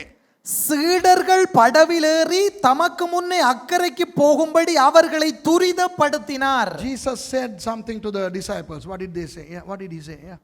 And straightway Jesus constrained his disciples to get into the ship and go before him unto the other side. Yeah! මුංග මාට්ටු කරේ කවුද? இவர்களை மாட்டினது யார்? යේසුස් වහන්සේ. இயேசு கிறிஸ்து. Who made these guys go and get caught to that contrary wind? Jesus himself. Look at the word there. Constrained. Balakalaseka. துரிதப்படுத்தினார். කාව හරි බල කරන්නේ ඇයි? இப்ப யாராவது கொஞ்சம் கடினமா துரிதப்படுத்தி பாருங்க அவன். නෑ නෑ නෑ. අපි කාට හරි බල කරන්නේ ඇයි? இப்ப நாங்க யாரையாவது துரிதப்படுத்துவது ஏன்? ඌ බෑ කියන නිසානේ. அவன் வந்து மாட்டேன்னு சொல்றபடினால தானே. Why do you constrain some people when they say no?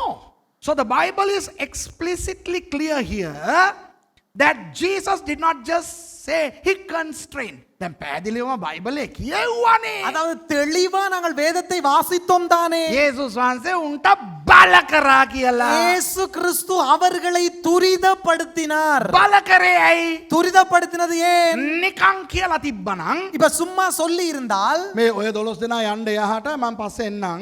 இந்த நீங்க 12 பேர் அங்க போங்க நான் பேந்து வாரன்.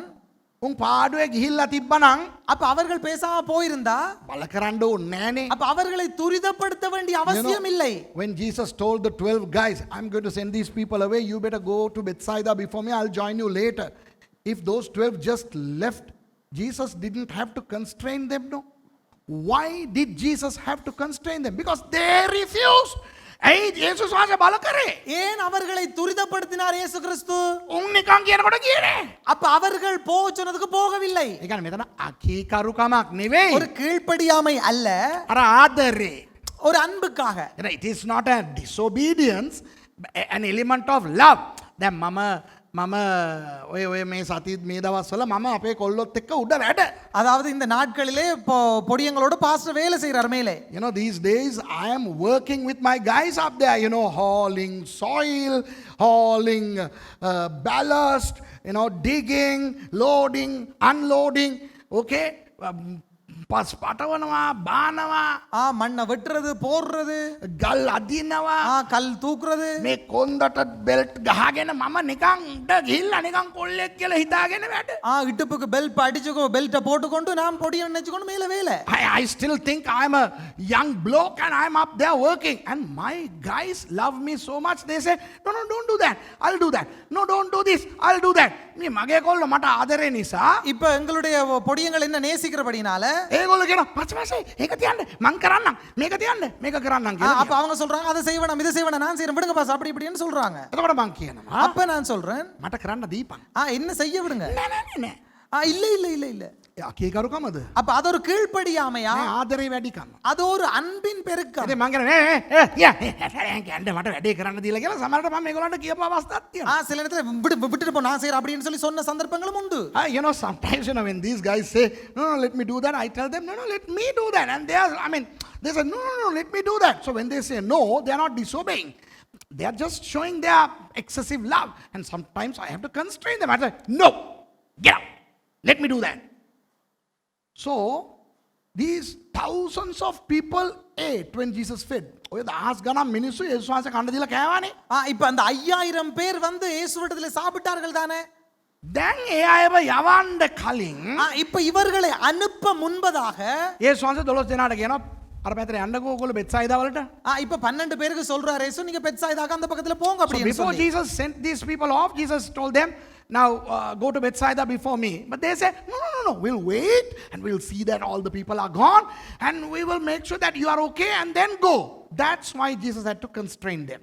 එතකොට ඒගොල්ලෝ කියනවා அப்ப அவர்கள் சொல்லுகிறார்கள் නෑ ස්වාමීනි මෙතන සෙනඟ වැඩි இல்ல இல்ல ஆண்டவர் இந்த இடத்துல ஆட்கள் கூட இருக்கிறாங்க කට්ටිය ඔක්කොම ගියාම அந்த ஆட்கள் எல்லாம் போன பிறகு ෂේප් එකේ මෙතන තියෙන වැඩ අරවා මේ ඔක්කොම කරලා එහිමීට අපි යන්නම්. இந்த இதுல இருக்கிற வேலையெல்லாம் முடிச்சிட்டு நாங்க மெதுவா போறோம். ඒ ස්වාංශ මොනවද කරේ? இப்ப இயேசு என்ன செய்தார்? බල කරලා යවුවා. துரிதப்படுத்தி அவசரப்படுத்தி அனுப்பினார். බල කරලා යවුවේ කොහාටද? துரிதப்படுத்தி அனுப்பியது எங்கே? කුණාටුවට. புயலுக்கு. Where did Jesus constrain these guys? Into a storm. අපේ මිනිස්සු හිතනවා இப்ப எங்களுடைய ஆட்கள் நினைக்கிறாங்க යේසුස් වහන්සේ අපිව කොහාට හරි මොකකට හරි යවුවා නම් இயேசு எங்கேயாவது எங்களை அனுப்பினால் කිසිම ප්‍රශ්නයක් කරදරයක් නැතුව අපි ෂෝයි එකට ගිහිල්ලා එයිලු. ஒரு பிரச்சனையும் இல்லாம அப்படியே அழகாக போயிட்டு வருவோம். You know, some Christians believe, I think most of the Christians believe, that if Jesus sends you somewhere, you will go and come without any problem. Now I want to break this biblically. මේක තමයි මම දැන් කඩන්න හදන්නේ බයිබලේ. இப்ப இதைத்தான் நான் உடைக்க முயற்சிக்கிறேன் வேதத்தினூடாக. කසාද බඳිනකොට ஒரு திருமணம் முடிக்கும் போது ගෑණිගෙන් ප්‍රශ්නයක් ආපුවාම මූ අහනවා அதாவது மனைவியிடத்துல இருந்து ஒரு பிரச்சனை வந்த பிறகு அவர் கேட்பார் පාස්ටර් මම හිතන්නේ මම දේව කැමැත්තෙන් බැඳලා නැතුව ඇති. பாஸ்டர் நான் நினைக்கிறேன் நான் தேவனுடைய விருப்பத்தின்படி நான் திருமணம் முடிக்கல போல இருக்கேன். When the wife causes problem, the husband sometimes thinks, maybe I married somebody who God did not want me to have. දේව කැමැත්තට පටහැනිව මම බැඳලා ඇති. ஆண்டவருடைய சித்தத்துக்கு விரோதமா நான் திருமணம் செய்யிட்டேன். දැන් මං අහන්නේ இப்ப நான் என்ன கேக்குறேன்டா ඔය දේව කැමැත්තට බැඳපු අය இப்ப தேவ விருப்பத்தின்படி திருமணம் செய்தவர்கள் ඔයගොල්ලන්ගේ ගෑනු චෝයි එකට කීකරු වෙලා නයිස් එකට ඉන්නවද? உங்களுடைய மனைவிகள் அப்படியே கீழ்ப்படிந்து அப்படியே நைஸா இருக்கிறாங்களா? You know, for those of you who believe that you married the perfect will of God, is your wife so obedient, lovely, pleasant like a doe, the Proverbs 31 girl? Is that your girl? රෝගොල්ලන්ගේ භාර්යාව හිතෝපදේශ 31 එකේද? அந்த உங்களுடைய மனைவிமார் நீதிமொழிகள் 31ஆம் அதிகாரத்தில் சொல்லப்பட்ட அவர்களா? ලෝක ඉතිහාසයේ உலக சரித்திரத்திலேயே දේව කැමැත්තට බැඳපු හොඳම එක ආදම්. அதாவது ஆண்டவருடைய விருப்பத்தின்படி முடித்த திருமணம் முடித்த ஒரே நபர் ஆதாம் தான். You know, the guy who married the wonderful 100% perfect spouse was Adam. ඇයි ගෑනු දෙන්නෙක්වත් හිටියේ නෑනේ තෝරන්න. ஏனென்றா ரெண்டு பேர் இருக்கையில தான தெரிந்தெடுப்பதற்கு. දැන් දෙවියන් වහන්සේ ආදම්ම මවලා ஆண்டவர் ஆதாமை படைத்து ඒවා මේවා කියලා දෙන්නෙක්ව තියලා ஆதாம் அது சொல்லு ஆதாமை படைத்து ஏவாள் மற்றவாள் அப்படின்னு ரெண்டு பேரை படைச்சிருந்தா. If God created Adam and created an Eve and another woman, then there is a 50-50 chance. එතකොට 50-50 chance එතන අරකද මේකද ඒවද මේවද. அப்ப ஏவாளா ஆதாமான்ற எல்லாம் 50-50 இருந்திருக்கும் அப்படி படைச்சிருந்தால். ඉන්නේ එකම ඒවා තමයි. ආයේ ඒවත් නැහැ මේවත් නැහැ අරවත් නැහැ මේකේ විතරයි. ඉතින් ඒකිව බඳපේකාම අනාගතනේ ඔය இருந்தது ஒரு ஆள் தான் அது ஏவாள். அவளை முடித்த இந்த நிலைமை என்றால் ඒකේ නිසාම අනාගතනේ. அவளே குழப்பிட்டாள். ඒකනේ මූවත් වැට්ටුවේ. அதாவது அவள் தான் இவனையும் விழுத்தினது. එතකොට ඔයාගේ ගෑණි ඔයාව වට්ටන්නේ නැද්ද බ්‍රදර්? அப்ப உங்களுடைய வைஃப் உங்களை விழுத்த மாட்டாவா பிரதர்? ඉතින් ඔය දේව කැමැත්ත දඟලන්න එපා. බැඳා නම් එතනින් පස්සේ දේව කැමැත්ත නැහැ. හලෝ. බැඳගත්ත බෙරේ ගගහා ඉන්නයි තියෙන්නේ මැරෙනකම්. திருமணம் முடிச்ச பின்பதாக அங்க ஆண்டவருடைய சித்தம் எல்லாம் பார்த்து கொடுக்க முடியாது வாழத்தான் இருக்கு. If you are married, forget it whether it's God's will, perfect will, permitted will.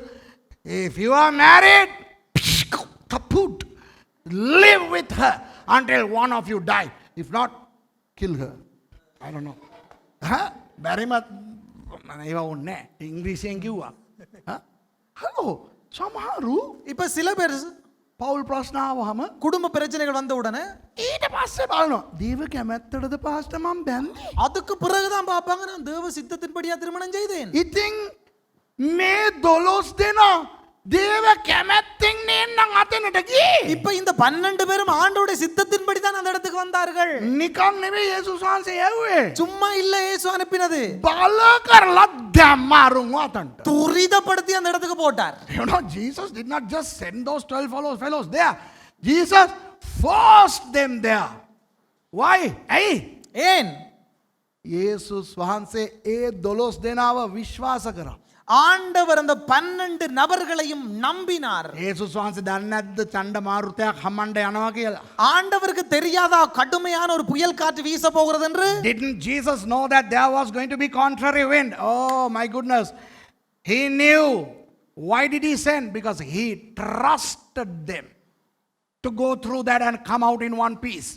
ඒ 12 දෙනා ඒක අස්සෙන් ගිහිල්ලා அந்த 12 பேரும் அதுக்குள்ளே போய் වීරයෝ වගේ එළියට එයි කියලා විශ්වාස කරපු නිසා දුන්නා. வீரர்களாக வெளியில வருவார்கள் என்று நம்பி கொடுத்தார். පාස්ටර් ஊழியர்கள் ඕ පාස්ටර් பாஸ்டர்ஸ் නෑ පාස්ටර් ඒක වචනේ பாஸ்டர் පාස්ටර් பாஸ்டர் මේක අහගෙන ඉන්න පාස්ටර් ඔයා දන්නවා ඔයාටයි ස්වාමීන් වහන්සේ කතා කරන්න කියලා. பாஸ்டர் உங்களுக்கு தெரியும் ஆண்டவர் உங்களோடு பேசுகிறார் என்று சொல்லி ඔයාට දෙවියන් වහන්සේ කිව්වනම් අතනට ගිහිල්ලා අර සේවය කරන්න කියලා.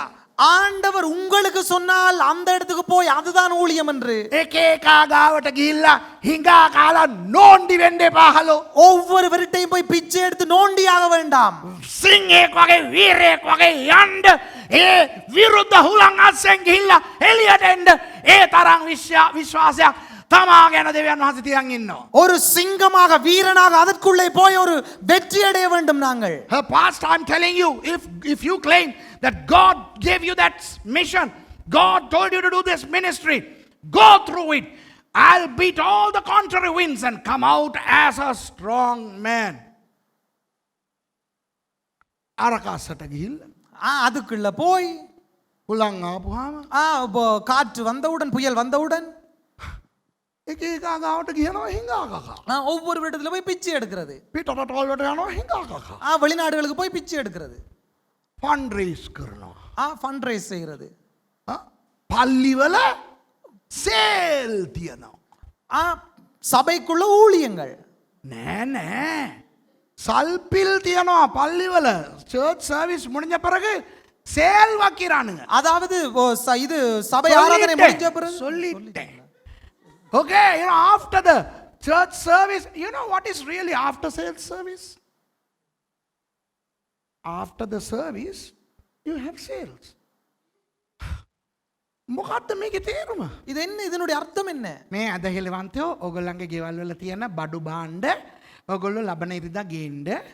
விசுவாசிகளே உங்களுடைய வீடுகள் இருக்கிற பொருட்களை வருகிற கிழமை கொண்டு வாருங்கள். You know, bring things that you really don't want and things that you want to give away next Sunday. අර ඔයගොල්ලන්ට එපා කියන දේවල්, உங்களுக்கு வேண்டாம் என்று சொல்லுகிற காரியங்கள், කාට හරි දෙන්න ඕනේ කියලා ඔයගොල්ලෝ හිතන දේවල්, யாருக்காவது கொடுக்க வேண்டும் என்று விரும்புகிற ඒවා காரியங்கள் පල්ලියට ගේන්න. அதை சபைக்கு கொண்டு வாருங்கள். අපි ඒ දේව මෙහෙට පස්සේ ඔය බඩු විකුණලා நாங்கள் ஆராதனை முடிந்த பின்பதாக அந்த பொருட்களை விற்று පල්ලියට වහලක් දාන්න යනවා. சபைக்கு கூரை போட ඒ போகின்றோம். දන්නවද? ஏன் தெரியுமா? යේසුස් වහන්සේට இயேசு கிறிஸ்துவுக்கு වහලක් දාන්න තරම් වත්කමක් නැහැ. ஒரு கூரை போடும் அளவுக்கு அவருக்கு முடியாது, இயலாது. වක්ක ඉල්ලයි. பக்தி இல்லை. ඉතින් අපි යේසුස් වහන්සේට උදව්වක් කරමු. පවුනේ அப்ப நாங்கள் இயேசுவுக்கு உதவி செய்வோம். அவர் பாவம் தானே, නෝන්ඩිනේ. நோண்டி இல்லையா? යේසුස් වහන්සේ අර 12 දෙනාව විශ්වාස කරා. இயேசு அந்த 12 நபர்களையும் நம்பினார். You know, these people, you know, they believe Jesus doesn't have the money to give the roof. So they raise this fund through sales to help Jesus out. You know, Jesus trusted those 12 fellows. If God has given you a job, if he has given you a mission, if he has given you a vision and a mission, and if he has called you to do something, he trusts you that you can do that.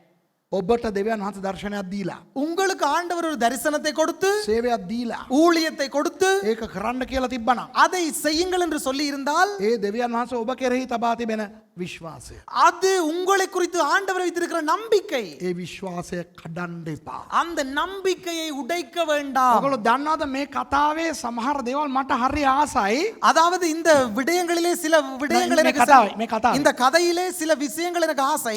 some of the minute elements in this story I really love. Okay, I really love. Here is something that I'm going to tell you. මම එක දෙයක් කියන්නම්. நான் ஒன்றை சொல்ல போகிறேன். කතන්දරේ හරියට කියවලා බලන්න මතෙව් 14. அதாவது மத்தேயு 14ஆம் அதிகாரத்திலே கதையை சரிவர வாசித்து பாருங்கள். Read the story carefully in Matthew chapter 14, Mark chapter 6 and John chapter 6, okay? Mark 6, யோவான் 6 මේ කතාව කියවලා බලන්න. மார்க் 6லையும் யோவான் 6லையும் இந்த கதை இருக்கிறது வாசித்து பாருங்கள். ඔව් විරුද්ධ හුළඟ ආවලු. அதாவது எதிர்காற்று வந்ததாம். 4 වෙනි යාමේ වෙනකම් මේගොල්ලෝ දැඟලුවලු. 4ஆம் ஜாமம் மட்டும் இவர்கள் போராடினார்களாம். හැබැයි එතන කියලා නැහැ. ஆனால் அந்த இடத்துல சொல்லி இல்லை. ඒ ඡණ්ඩ මාරුතය නිසා ඒ අය බය වුණා කියලා. அதாவது அந்த அந்த எதிர்காற்று. எதிர்காற்றுக்கு அவர்கள் பயந்தார்கள் என்று சொல்லி இல்லை. Read and check it out. Yes, Jesus comes to them in the fourth, how do you say, first hour, second hour, third hour, fourth hour. Okay, I'll explain that later. But until then, the Bible doesn't say that they were scared. ඒගොල්ලෝ බය වුණාද නැද්ද මන් දන්නේ නැහැ. அவர்கள் பயந்தார்களோ இல்லையோ எனக்கு தெரியாது. හැබැයි බයිබලේ කියලා නැහැ. ஆனால் வேதத்திலே சொல்லி இல்லை. බය වෙන්න ඇතිනේ. சொல்லி இருக்கும் தானே. නෑ බය වෙන්න ඇතිනේ. சிலர் பயந்திருப்பார்கள் தானே. වෙන්න ඇති. நடந்திருக்கலாம். බයිබලේ කියලා නැහැ. வேதத்திலே சொல்லப்பட்டில்லை. Now if you ask me, well, Suresh, do you say that they did not panic? They were not afraid? Well, I believe they were afraid. But the Bible doesn't say that. හැබැයි ஆனால் 4 වෙනි යාමේ යේසුස් වහන්සේ මුහුද උඩ ඇවිදගෙන එනවා නේද? 4ஆம் ஜாமத்திலே கடலுக்கு மேல் இயேசு நடந்து வருகிறார் தானே. ඒක දැකලා මුන් බය වෙලා කෑ ගැහුවා. அதை பார்த்து பயந்து சத்தம் போட்டார்கள். You know, during the fourth watch, okay, fourth watch, Jesus walked on the water and came to them. When they saw that, they yelled, ah! They were afraid. මට මාරයි මේක කියන්නේ. அதாவது இது ஒரு ஒரு மாற கதை உண்டு. බයිබලේ කියවලා බලන්න මම කියන එක හරි. ඔයගොල්ලෝ කියවලා බලන්නකෝ. அதாவது இது நான் சொல்றது சரி, நீங்க வாசிச்சு பாருங்க. හවස බෝට්ටුවේ නැග්ගේ. மாலையில தான் படகில் ஏறினார்கள். They got onto the boat in the evening. From where they left to Bethsaida, it's only 12 kilometers across. දැන් ඒගොල්ලෝ බෝට්ටුවේ නැගපු තැන ඉඳන් එහා පැත්ත බෙත්සයිදාවට කිලෝමීටර 12යි. அவர்கள் படகில் ஏறின அந்த இடத்திலிருந்து பெத்சாயிதாவுக்கு 12 கிலோமீட்டர்கள் தான். ඒගොල්ලෝ සුලිසුලඟට අහුවනේ මැද හරියේ. அவர்கள் புயல் காற்றுக்கு எதிர்கொண்டது நடுப்பகுதியிலே. කිලෝමීටර 5ක් 6ක් 7ක් අන්න ඒ හරියේ. ஒரு 5 6 7 அந்த அளவு மட்ட கிலோமீட்டர்ல. They got caught to the wind in the middle. So it will be about 5, 6 or 7 kilometers into the water. යේසුස් වහන්සේ ඒගොල්ලන්ව හම්බෙන්න ආවේ 4 වෙනි යාමේ. இயேசு கிறிஸ்து அவர்களை சந்திக்க வந்தது 4ஆம் ஜாமத்திலே. So Jesus came to them walking on the water on the fourth watch. Now what is the watch? General Pompey of Rome was the one who invented this Roman watch system. ரோமானு நாயකයෙක් හිටියා පොම්පේ කියලා. ரோம அதிபதி ஒருத்தன் இருந்தார் பொம்பே என்று சொல்லி. වතුර පොම්පේ නෙවෙයි රෝමානු Pompeii.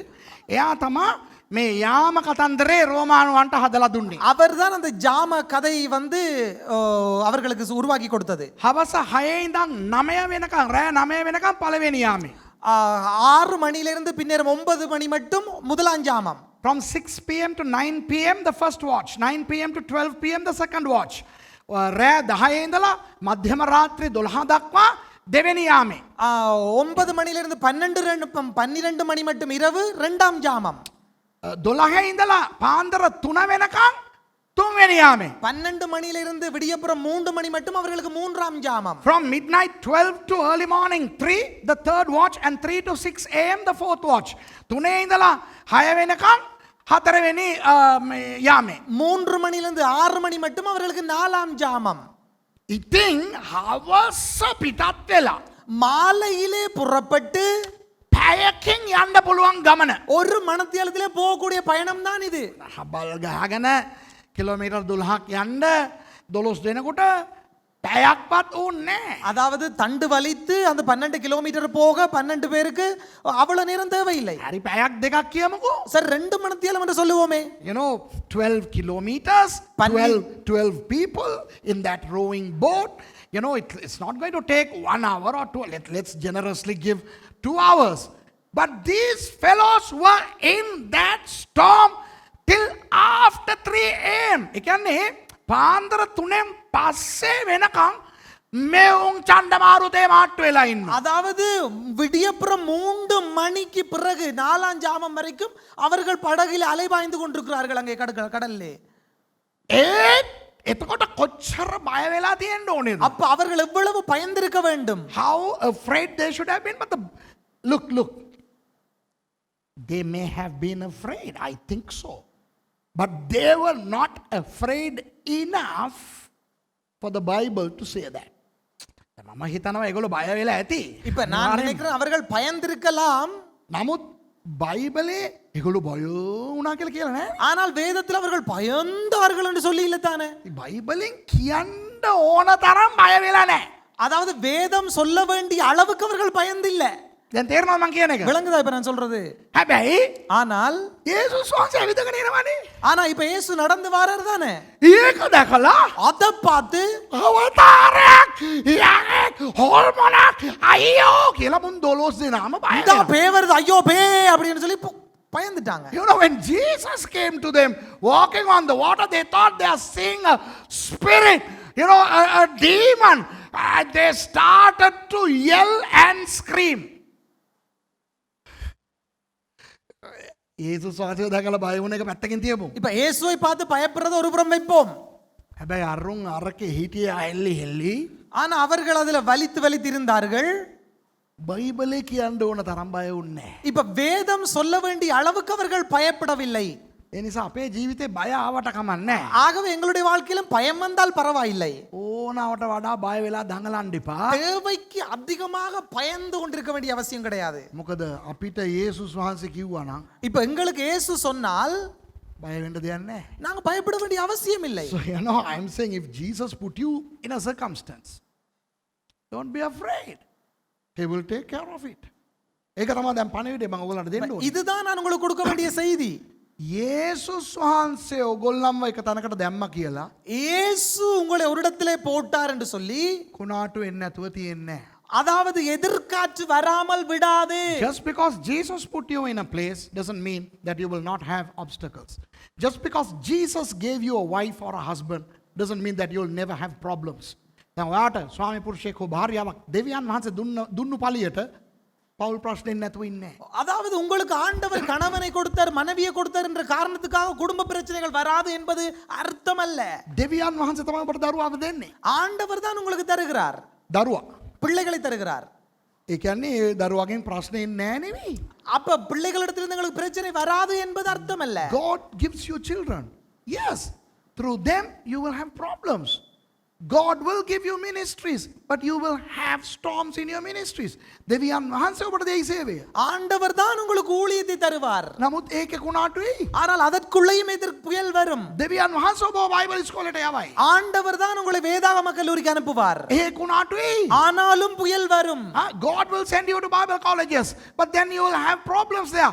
God will take you to another country. You will have problems. දෙවියන් වහන්සේ තව රටකට ඔබව ගෙනියයි. ஆண்டவர் உங்களை இன்னொரு நாட்டுக்கு கொண்டு போவார். නමුත් කුණාටුයි. ஆனால் புயல் வரும். ඉතින් කුණාටු දැකපු පළියට புயலை கண்டதற்காக දේව කැමැත්තද නැද්ද කියලා දඟල ඉන්න එපා. ஆண்டவருடைய சித்தமா இல்லையாண்டு அலைபாய வேண்டாம். මගෙන් අහනවා දේව කැමැත්තද පාස්ටර් මම ඉන්න තැන මං කොහමද දන්නේ? அதாவது இப்ப என்னிடத்துல கேட்பார்கள் பாஸ்டர் நான் தேவனுடைய சித்தத்தின்படியா இருக்கிறார்கள் எனக்கு எப்படி தெரியும் எங்க இருக்கிறோம்? People ask me, am I in the will of God? How do I know?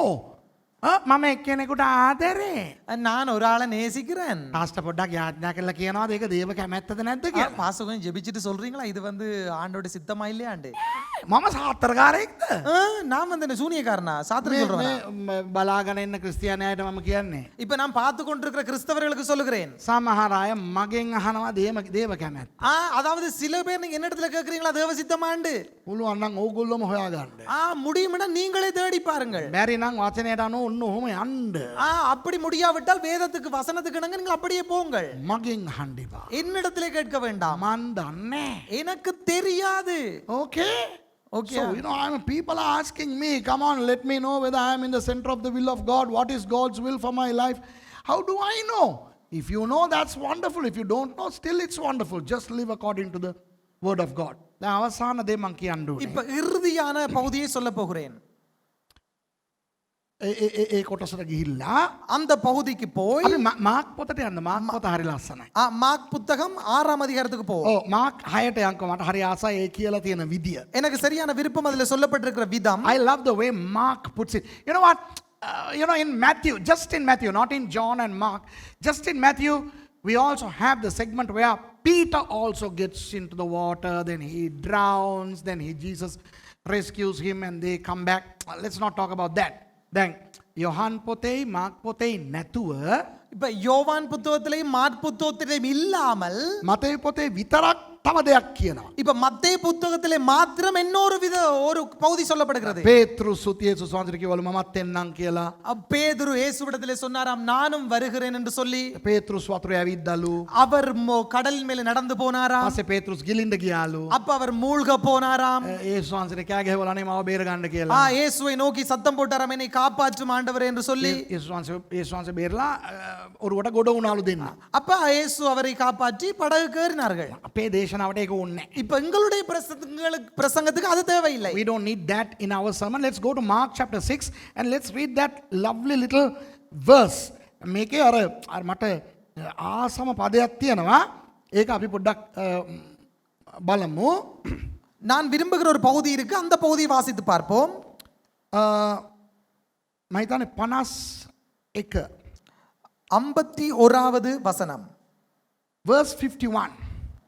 Okay? යේසුස් වහන්සේ ඒගොල්ලන්ට කියනවානේ මම මේ මමය බය නොවෙල්ලායයි කියා ඔවුන් වෙතට ගොස් ඔරුවට නැගුණුසේක එකල සුළඟ නැවතුනේය. Wow. அவர்கள் இருந்த படவில் ஏறினார். அப்பொழுது காற்று அமர்ந்தது. அதனால் அவர்கள் அவ்வளவுதான். Yeah. And he went up unto them into the ship, and the wind ceased, and they were sore and That's it. You can sit. අද පණිවිඩය මොනවද දන්නවද? இன்றைய செய்தி என்ன தெரியுமா? යේසුස් වහන්සේ ආවා. இயேசு வந்தார். ඔරුවට ගොඩ වුණා විතරයි. படகுக்கு ஏறினது மாத்திரம்தான். කුණාටුව නිවිලම ගියා. அதாவது புயல் அமர்ந்தே போனது. Jesus entered the boat, the Bible says, and the storm stopped. මිත්‍රවරුනි, சகோதரர்களே, අනිත් අවස්ථාවල යේසුස් වහන්සේ කුණාටුවට තරවටු කරපු අවස්ථා තියෙනවා. இப்ப மற்ற இடங்களை பாத்தீங்கன்னு சொன்னா புயலை கண்டித்த இடங்கள் இருக்கிறது. එක එක හාස්කම් උන්වහන්සේ කරලා තියෙනවා. ஒவ்வொரு அற்புதங்களை செய்திருக்கிறார். මෙතන උන්වහන්සේ කරපු හාස්කම අර වතුර උඩ ඇවිත් එක. அதாவது இந்த இடத்திலே நடந்த அற்புதம் என்னவென்று சொன்னால் නෑ උන්වහන්සේ කරපු හාස්කම. ஆண்டவர் செய்த அற்புதம் என்னவென்று சொன்னால் கடலின் மேலே நடந்தது. You know, Jesus at other times he commanded the storms to stop and all that. In this story, the miraculous act of Jesus was walking on the water. He did not stop the storm. උන්වහන්සේ කුණාටුව නැවැත්තුවේ නැහැ. ஆண்டவர் புயலை நிறுத்தவில்லை. උන්වහන්සේ ගොඩ වුණා විතරයි. ஆண்டவர் ஏறினது மாத்திரமே හාස්කමක් වුණා. அற்புதம் நடந்தது. Jesus got into the boat and a miracle happened. දැන් ඔබගේ ජීවිතේ உங்களுடைய வாழ்க்கையிலே හාස්කම් කරන්න ඕනේද அற்புதம் செய்ய வேண்டுமா නැත්තම් හාස්කම් වෙන්න ඕනේද? அல்லது அற்புதம் நடக்க வேண்டுமா? In your lives, do you want to perform miracles or do you want miracles to just happen? You know, මිනිස්සුන්ට ආස මොනවද දන්නවද? மக்களுக்கு என்ன தெரியுமா விருப்பம்? ලොකු ලොකු සීන් දාලා වැඩ කරන එක. பெரிய பெரிய சீன் போட்டு வேலை செய்யறது. You know, many people like to show a scene before do something. Have you seen this wrestling matches? ඔය wrestling match ගහන එක බලලා තියෙනවද? ரெஸ்லிங் அடிபடுறது பார்த்திருக்கீங்க தானே? ඒ කවුරු හරි අර announce කරනවා අන්න අරු එනවා කියලා කියනකොට அனௌன்சர் சொல்லுவார் அந்த வாரார் அவர் வாரார். බුම් ගාලා මේ මොකක්ද ඒවා? අර ජිල්පි පත්තු කරනවා. அந்த பாம் மாதிரி அந்த அப்படி அது வெடிக்கும் அந்த You know, all these fireworks begin. Big music is played, and this LED huge screen shows something, and then this fellow comes. ඉතින් අර LED screen එක එන්නම් මේකත් ජිල්පියක් දානවා. திரைகளிலே அந்த படங்கள் போடப்படும். මියුසික් එකක් ගහනවා. மியூசிக் போடப்படும். අරු එනවා. அவர் வருவார் அப்படியே.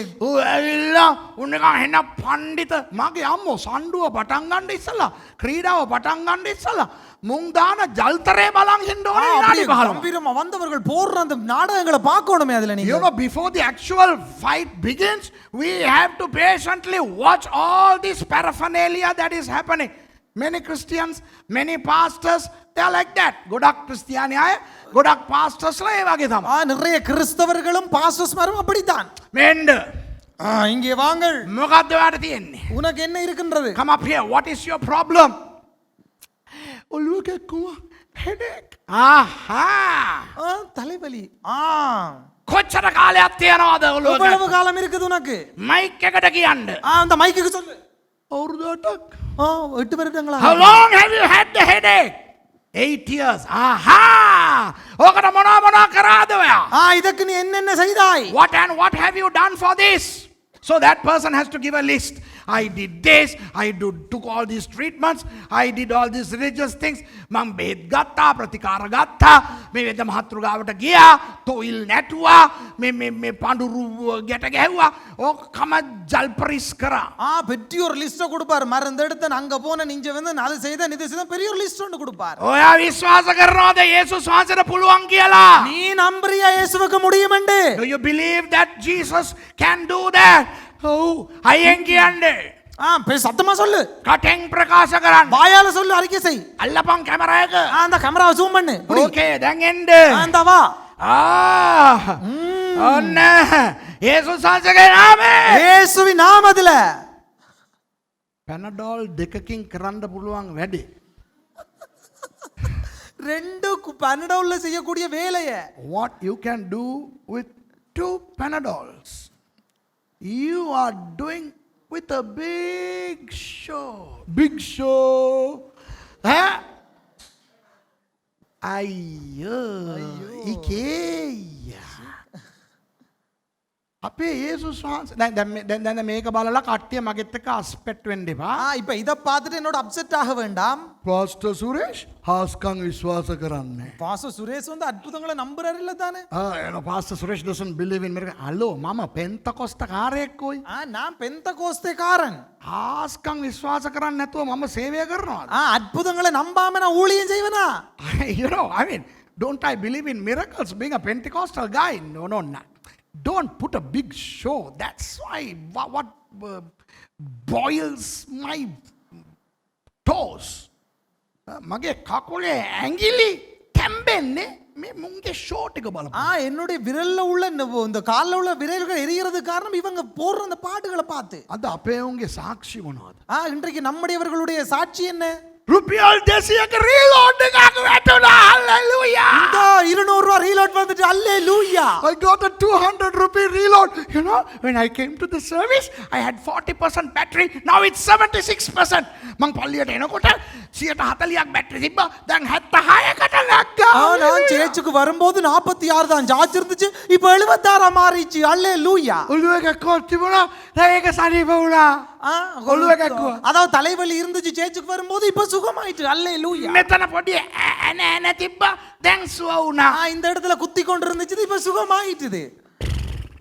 ஐயோ, අපේ යේසුස් වහන්සේ කවුද දන්නවද? நம்மட ஆண்டவர் யார் தெரியுமா? මම මේක කලින් කියලා තියෙනවා. இதை நான் முன்னுக்கு சொல்லி இருக்கிற முன்பது.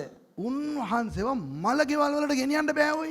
ஆண்டவர் செத்த வீடுகளுக்கு கொண்டு போக முடியாது. You know, I have told this earlier. You cannot take Jesus to a funeral, man. Why? යේසුස් වහන්සේ එනවා. මාරගේම දෙන්නේ යේසුස් වහන්සේ. இயேசு வாரார். මෙරිලානේ. அழும் செத்துட்டானே. අඬයි. அழுவார். පස්සේ නැගිටපන් ඔයි කියයි.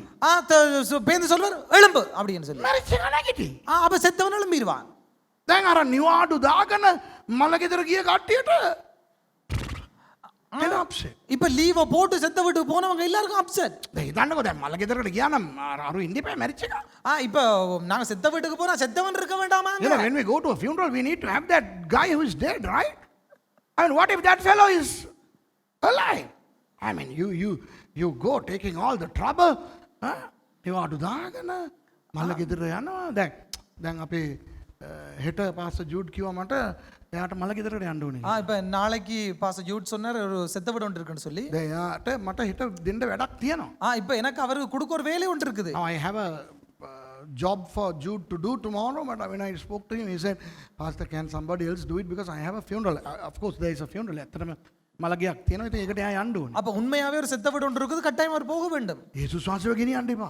இயேசுவை கொண்டு போக வேண்டாம். යේසුස් වහන්සේව ගෙනිච්චා නම් இயேசுவை கொண்டு போனா என்ன நடக்கும் என்றால், යේසුස් වහන්සේ මලවුන්ගෙන් අරයව නැගිට්ටවයි. இயேசு அது செத்தவனை உயிரோடு எழுப்பி விட்டுருவார். වාගේ වාට නිවාඩු දීපු මට වා මොනවද කියන්නේ? அப்ப லீவு தந்த எனக்கு நீங்க என்ன சொல்ல போறீங்க?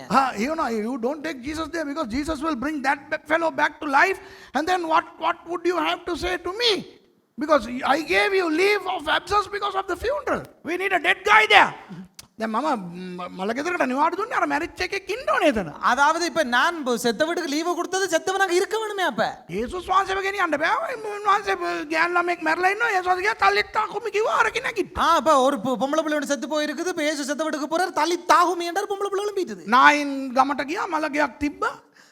නායින් நாயின் என்ற ஊருக்கு போனா அங்க செத்த வீடு ஒன்று இருந்துச்சு. ඒගොල්ලන්ට කිව්වා නැගිටපන් යාකෝ කිව්වා ඌ නැගිට. அப்ப அங்க பார்த்து எழும்புடா அப்படின்னு எழும்பிட்டான் அவன். ලාසරස්ව භූමි දානත් කරලා ඉවරයි දවස් 4යි.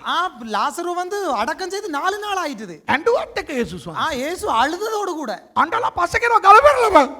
அழுது போட்டு கடைசியா சொல்லி எழும்பு அப்படின்னு சொல்லி. මාතා කියනවා ගඳ ගහගෙන කාන්නේ වෙනවා. அப்ப மாத்தா சொன்னா மணக்கும் ஆண்டவரே பரவாயில்லை எழும்புன்னுட்டார். ගල පෙරලා ආතර වරයක් එළියට කිව්වා. அப்ப கல் இருக்கு அது பரவாயில்லை வெளியில வான்னுட்டார். මේක තමයි අපේ යේසුස් වහන්සේ. இதுதான் நம்முடைய ஆண்டவர். Our Jesus brings back dead people to life. So can he not heal the headache? උන්වහන්සේට බැරිද ඔළුව කැක්කම සුව කරන්න? இப்ப ஆண்டவருக்கு முடியாதா? மரித்தவர்களை எழுப்புறார், சலவலியை சுகப்படுத்த முடியாதா? මට ඕනේ කොහොමද දන්නවද? இப்ப எனக்கு தேவை எப்படி தெரியுமா? හාස්කම් කොර ඉන්න නෙවෙයි. அற்புதம் வந்து இப்படி செய்து கொண்டிருக்க இல்ல. හාස්කම් වෙන්න ඕනේ. அற்புதம் நடக்க வேண்டும். පැය 24ම හාස්කම් වෙන්න ඕනේ. 24 மணித்தியாலமும் அற்புதம் நடக்க வேண்டும். ඔරුවට යේසුස් වහන්සේ ගොඩ වුණා විතරයි படகுக்கு இயேசு ஏறினது மாத்திரமே හාස්කමක් වුණා. அற்புதம் நடந்தது. The moment Jesus got into the boat, miracles happened. Where is Jesus in your life? යේසුස් වහන්සේ කොහෙද ඉන්නේ ඔබගේ ජීවිතේ? உங்களுடைய வாழ்க்கையில் இயேசு அங்கே இருக்கிறார். ඔබට හුලං හමන්න ඕනේ. உங்களுக்கு காற்று வீச வேண்டும். හැබැයි යේසුස් වහන්සේ හිටියානම් ஆனால் இயேசு இருந்தால் හමන හුලඟ බෙදිලා අපිව පහු කරගෙන යනවා. வீசுகிற காற்று பிரிந்து அப்படி எங்களை கடந்து சென்று விடும். Yes, we will have all these contrary winds in our lives, but if we have Jesus in our lives, all the wind would just go past us. තේරෙනවද? යේසුස් වහන්සේ පොඩකින්නේ.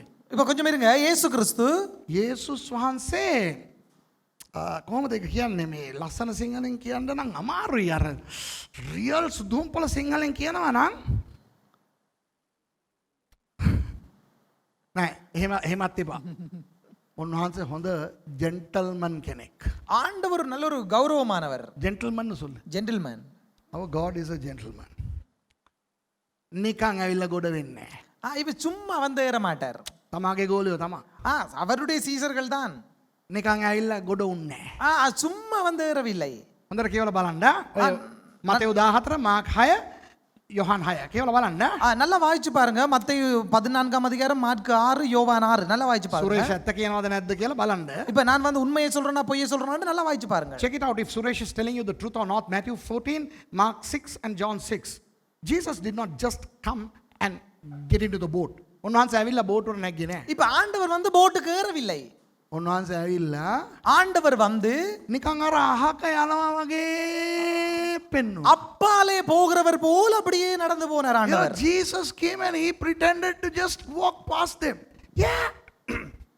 ඔක තවත් අවස්ථාවකත් කරා. இப்ப இன்னொரு முறையும் இது நடந்தது. මේ ජරා පුරුද්ද උන්වහන්සේට තියෙනවා. இப்ப இந்த கூடாத பழக்கம் ஆண்டவர்கிட்ட இருக்கு. අර එම්මාවුස් වලට අර ගෝලෝ දෙන්න යනකොට இப்ப எம்மா ஒரு சீடர்களோட நடந்து செல்லும் போது Jesus has this bad habit, man. You know, when these two disciples were walking towards Emmaus, Jesus joined them and he was pretending to proceed further. වෙන පැත්තකට යනවා වගේ පෙන්නුවා. இப்ப ஆண்டவர் வந்து அப்புறம் போடுகிறவர் போல அப்படியே காண்பித்தார் எம்மா ஒரு சீடர்களுக்கு. අර දෙන්න බල කරලා තමයි එදා ඒ ගෙන්නව ගත්තේ. அவர்கள் அப்படி கட்டாயப்படுத்தி தான் கூட்டி கொண்டு போனார்கள். මෙතන මුහුදේ ඇවිදගෙන ඇවිල්ලා இப்ப இந்த கடல் மேலே நடந்து வந்து අර උන්වත් බලාගෙන අහක යනවා වගේ උන්වහන්සේ පාඩුවේ යනවා යන්න. அப்படி அங்க பார்த்துக்கொண்டு அப்படி அங்கால போற ஆள் அப்புறம் போற ஆள் போல போனார் அப்படியே. கேவல බලන්න. வாய்ச்சு பாருங்க. මුන් කෑගහන හොල්මනක් பேய்னு கத்துறாங்க. அப்ப அவங்க பார்த்து பேய்ன்னு கத்துறாங்க. So when Jesus was pretending to just go past them, these guys were yelling, that's a spirit. එතකොට මෙයා කියනවා මම වයින්නවා. එන්නங்க. அப்ப ஆண்டவர் சொல்றாரு, ஏய் பயப்படா நான் தானா சரி அப்படினு சொல்றாரு. You know, Jesus is just pretending to go off. Jesus says, no, don't worry man, be of good cheer, it's me. Everything is okay. Everything is okay to you. Because you can walk on water. Look at us. ඔක්කොම okay. அப்ப அவருக்கு எல்லாமே ஓகேயாம். ඉතින් උන්වහන්සේ වතුර උඩ ඇවිද මේ අපිට නේ ප්‍රශ්න. இப்ப ஆண்டவர் வந்து கடல் மேல நடந்த எங்களுக்கு அது இல்லையே. හැබැයි මේගොල්ලෝ ஆனால் இவர்கள் ඊට පස්සේ අර පේතෘස් එහෙම ගිහිල්ලා ඒක ඒ උන්වහන්සේ ආරාධනා කරා. அப்ப அதுக்கு பிறகு பேதுரு போய் ஆண்டவரை அழைத்தார். ඔබගේ පවුල තුලට இப்ப உங்களுடைய ඔබ குடும்பத்திற்குள்ளே ක්‍රිස්තියානි நீங்கள் கிறிஸ்தவர்கள் ඔබ தான், සේවකේ நீங்க ஊழியர்கள் தான், ඔබ ආත්මිකයි நீங்கள் ஆவிக்குரியவர்கள் தான். ඔබ ඇස් වැහුවොත් දකින්න දර්ශන කට ඇරියොත් කියන්නේ අනාගත වාක්‍ය අවුලක් නෑ. நீங்கள் கண்ணை மூடினால் காண்பது தரிசனம், வாயை திறந்தால் சொல்வது தீர்க்க தரிசனம் தான். ඒ වුණාට යේසුස් වහන්සේ බලෙන් ඔබගේ ජීවිතේ හැම පැත්තටම රින්ගන්නේ. ஆனால் கட்டாயமாக உங்களுடைய வாழ்க்கையில ஆண்டவர் உட்பிரவேசிக்க மாட்டார். Yes, you are a Christian, you are a minister, you are a hyper holy person, wonderful. But still, he is not going to enter your life or your enterprise uninvited.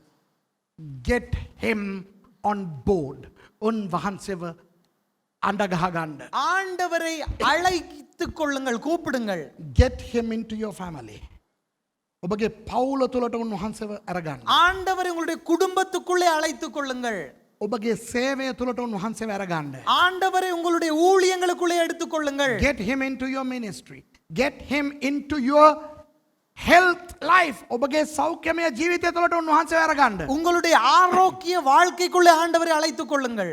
Get him into your financial life. ඔබගේ ආර්ථික ජීවිතය තුළට උන්වහන්සේ අරගන්න. உங்களுடைய பொருளாதார வாழ்க்கைக்குள்ளே ஆண்டவரை எடுத்துக் கொள்ளுங்கள். ඔබගේ ආර්ථික අමාරුකම් උන්වහන්සේට කියන්න. உங்களுடைய பொருளாதாரம் குறைந்தால் ஆண்டவருக்கு சொல்லுங்கள். උන්වහන්සේත් එක්ක කතා කරන්න. ஆண்டவரோடு கூட பேசுங்கள். උන්වහන්සේට තීරණ ගන්න දෙන්න. ஆண்டவர் அவர் உங்களுக்காக தீர்மானம் எடுக்க விடுங்கள். Get him into your decisive life. Let him take decisions and not you. Miracles will happen. හාස්කම් සිදු වෙනවා. அற்புதங்கள் தன்னால் அப்படியே நடக்கும். සෝවින හාස්කමක් දෙන්න. ஆண்டவரே அற்புதத்தை தாங்க. සෝවින අරක කරන්න. ஆண்டவரே அதை செய்யுங்க. මේක කරන්න. இதை செய்யுங்க. යේසුස් වහන්සේ ඇතුළට ගන්න. ஆண்டவரை உள்ளுக்கு எடுத்துக் கொள்ளுங்கள். ඉබේම හාස්කම් වෙයි. தன்ற பாட்டில் அற்புதம் அப்படியே நடக்கும். You don't have to struggle and claim these miracles. Just get Jesus into your lives and miracles will happen. හොඳට බලන්න යේසුස් වහන්සේ කුණාටුවට කතා කරේත් නැහැ මොනවත් කරේ. நல்லா ஞாபகம் வச்சுக் கொள்ளுங்கள், ஆண்டவர் புயலுக்கு பேசவும் இல்லை, ஒன்றும் செய்யவும் இல்லை. In this story, Jesus did not command the storm or anything. He just got on board and the storm ceased. යේසුස් වහන්සේ ඇතුළට ආවා විතරයි. ஆண்டவர் உள்ளுக்கு வந்தது மாத்திரமே කුණාටු නැති වුණා. புயல் இல்லாமல் போனது. අද මේ දේශනාවෙන් දේවල් තුනක් වැදගත්වම අපි අන්තර්ගත කරගමු. இன்றைக்கு இந்த பிரசங்கத்திலே 3 முக்கிய குறிப்புகளை நாங்கள் குறிப்பிட்டுக் கொள்வோம். 3 important elements need to be taken on board into our lives, okay? Number 1, we are disciples, okay? We are disciples, we are Christians, and therefore we will have to encounter contrary winds. අපි ක්‍රිස්තියානි අය, අපි දෙවියන් වහන්සේගේ දරුවෝ, අපි යේසුස් වහන්සේගේ ගෝලයෝ, අපි සේවක සේවිකාවන්, ඒ නිසාම අපි විරුද්ධ සුළං වලට මුහුණ දෙන්න ඕනේ. நாங்கள் ஆண்டவருடைய ஊழியர்கள், விசுவாசிகள், பிள்ளைகள், மக்கள் என்பதினாலே இந்த எதிர்காற்றுக்கு முகம் கொடுப்போம். දෙවෙනි එක, இரண்டாவதாக number 2, යේසුස් වහන්සේ තමයි අරගොල්ලන්ව අතනට දැම්මේ. இயேசு கிறிஸ்து தான் அவர்களை அந்த இடத்துக்கு போட்டது. It was Jesus who forced them into that situation. Why? Because he trusted them to go through that. ඇයි? යේසුස් වහන්සේ ආව විශ්වාස කරා ඒගොල්ලෝ ඒක තුලින් යයි කියලා. ஏன் தெரியுமா? இயேசு அவர்களை நம்பினார், அவர்கள் அதுக்கு முகம் கொடுப்பார்கள். ඔබගේ ජීවිතේ කුණාටු හමනවද? உங்களுடைய வாழ்க்கையிலே புயல் வீசுகிறதா? ඔබට විරුද්ධ සුළංද? உங்களுக்கு எதிர்காற்றா? යේසුස් වහන්සේ ඔබව විශ්වාස කරනවා. இயேசு உங்களை நம்புகிறார். ඔබ ඒ තුලින් සාර්ථකව ගමන් කරයි බය නැතුව කියලා. நீங்கள் சாதகமாக, நீங்கள் வெற்றிகரமாக அதுக்குள்ளே பிரவேசிப்பீர்கள் என்று சொல்லி. Jesus trusts you in your storms for you to go through it and come out in one piece. Number 3, තුන්වෙනි එක, மூன்றாவதாக get him on board into every aspect of your life and enjoy the miracles that will happen automatically. යේසුස් වහන්සේව ඔබගේ ජීවිතයේ හැම කොටසකටම ඇතුළත් කරගන්න. இயேசு கிறிஸ்துவை உங்களுடைய வாழ்க்கையின் அனைத்து பகுதிகளுக்கும் உட்படுத்திக் கொள்ளுங்கள். හාස්කම් සිදුවෙන එක දිනපතා දකි. அற்புதம் நடப்பதை தினம்தோறும் காண்பீர்கள். අවසාන වශයෙන් එකක් කියන්න. இறுதியாக ஒன்றை சொல்லுகிறேன். ඇයි දන්නවද ඔය එක එක හාස්කම් දැකලා මං හොල්මන් වෙන්නේ නැත්තේ, කට අරින්නේ නැත්තේ? ஏன் தெரியுமா? இந்த ஒவ்வொரு அற்புதங்களையும் பார்த்து நான் வாயை திறக்கவில்லை. Last, I want to say something. Do you know why I'm not shocked or excited to see miracles? ඔබ හාස්කමින් පිරීලා ජීවත් වෙනවා නම් ඔබ අවට හැම වෙලේම සිදුවෙන්නේ හාස්කම් නම්. அதாவது நீங்கள் அற்புதத்திலே நிறைந்து வாழ்கிறீர்கள், உங்களை சுற்றிலும் அற்புதம் தான் நடக்கிறது என்றால், ඔය එක එක හාස්කම් අමුත්තෙන් වෙනකොට හෑ කියලා කට ඇරලා බලන්නේ. அதாவது அந்த ஒரு அற்புதங்கள் நடக்கும்போது அப்படி என்று சொல்லி நாங்கள் வாயை திறக்க மாட்டோம். If you are living in the center of miracles that are happening all around you all the time, then you're not going to open your mouth wide like a shark when you see a headache healed or something like that. Do you understand? Every one of us can live a life of miracles around us if we have Jesus in our lives. අපේ ජීවිතේ තුල යේසුස් වහන්සේ ඉන්නවා නම්, எங்களுடைய வாழ்க்கைக்குள்ள இயேசு கிறிஸ்து இருப்பாரா இருந்தால், තප්පරයක් පාසා හාස්කමෙන් පිරිච්ච ජීවිතයක් අපිට ජීවත් වෙන්න පුළුවන්. ஒவ்வொரு நொடிகளிலும் நிமிடங்களிலும் அற்புதத்திலே நிறைந்த வாழ்க்கையை நாம் வாழ முடியும். මොකද අපේ යේසුස් වහන්සේ ஏனென்றால் எங்களுடைய இயேசு கிறிஸ்து නිකන් හාස්කම් කරන දෙවියන් වහන්සේ නෙවෙයි, சும்மா அற்புதம் செய்கிற ஒருவர் அல்ல, හාස්කම් කරවන කෙනෙක්, அற்புதத்தை நடத்துவிக்கிறவர், நடப்பிக்கிறவர். Because our Jesus is not just a miracle performer. When he is there, miracles happen automatically. යේසුස් වහන්සේ නිකන් ඉන්නයි තියන්නේ. அதாவது சும்மா இயேசு இருக்க மாத்திரமே இருக்கிறது. හාස්කම් වෙනවා ඔය ඉබේම. இயல்பிலேயே அற்புதங்கள் நடக்கும் சும்மாவே. If Jesus is there, miracles happen automatically. If Jesus is in your church is a miracle. ඔබගේ සභාවේ යේසුස් වහන්සේ හිටියා නම් ඔබගේ සභාව හාස්කමක්. உங்களுடைய சபையில இயேசு கிறிஸ்து இருந்தால் உங்களுடைய சபை ஒரு அற்புதம். ඔබගේ සභාවේ ඔබගේ පවුලේ යේසුස් වහන්සේ හිටියා නම් ඔබගේ පවුල හාස්කමක්. உங்களுடைய குடும்பத்திலே இயேசு கிறிஸ்து இருந்தால் உங்களுடைய குடும்பம் ஒரு அற்புதம். If you have Jesus in your family is a miracle. And if you have Jesus in you, you are a miracle. ඔබ තුල යේසුස් වහන්සේ ඉන්නවා නම් ඔබම හාස්කමක්. உங்களுக்குள்ள இயேசு கிறிஸ்து இருந்தால் நீங்கள் தான் அந்த அற்புதம். එනිසා බොරුවට හාස්කම් පස්සේ දුවන්න එපා. ஆகவே சும்மா பொய்க்கு இந்த அற்புதங்களுக்கு பின்பதாக ஓட வேண்டாம். So don't run behind miracles. Don't get excited over miracles. හාස්කම් දැකලා බෑගල කට අරින්න එපා. அந்த அற்புதங்களை கொண்டு ஆண்டு வாயை திறக்க வேண்டாம். අර කිඹුලා කට ඇරියා වගේ අපේ උන් බලන් ඉන්නේ. කාගේද ටෙලිෆෝන් මෙයා ඉන්නේ. අර රන් කුඩු අතේ වැටෙනවලු. அந்த முதல வாயை திறந்த மாதிரி நம்ம ஆட்கள் பார்த்து கொண்டு இருக்காங்க. அங்க தங்க கட்டிகள் விழுதாம். අපිම හාස්කම. அதாவது நாமே ஒரு அற்புதம்.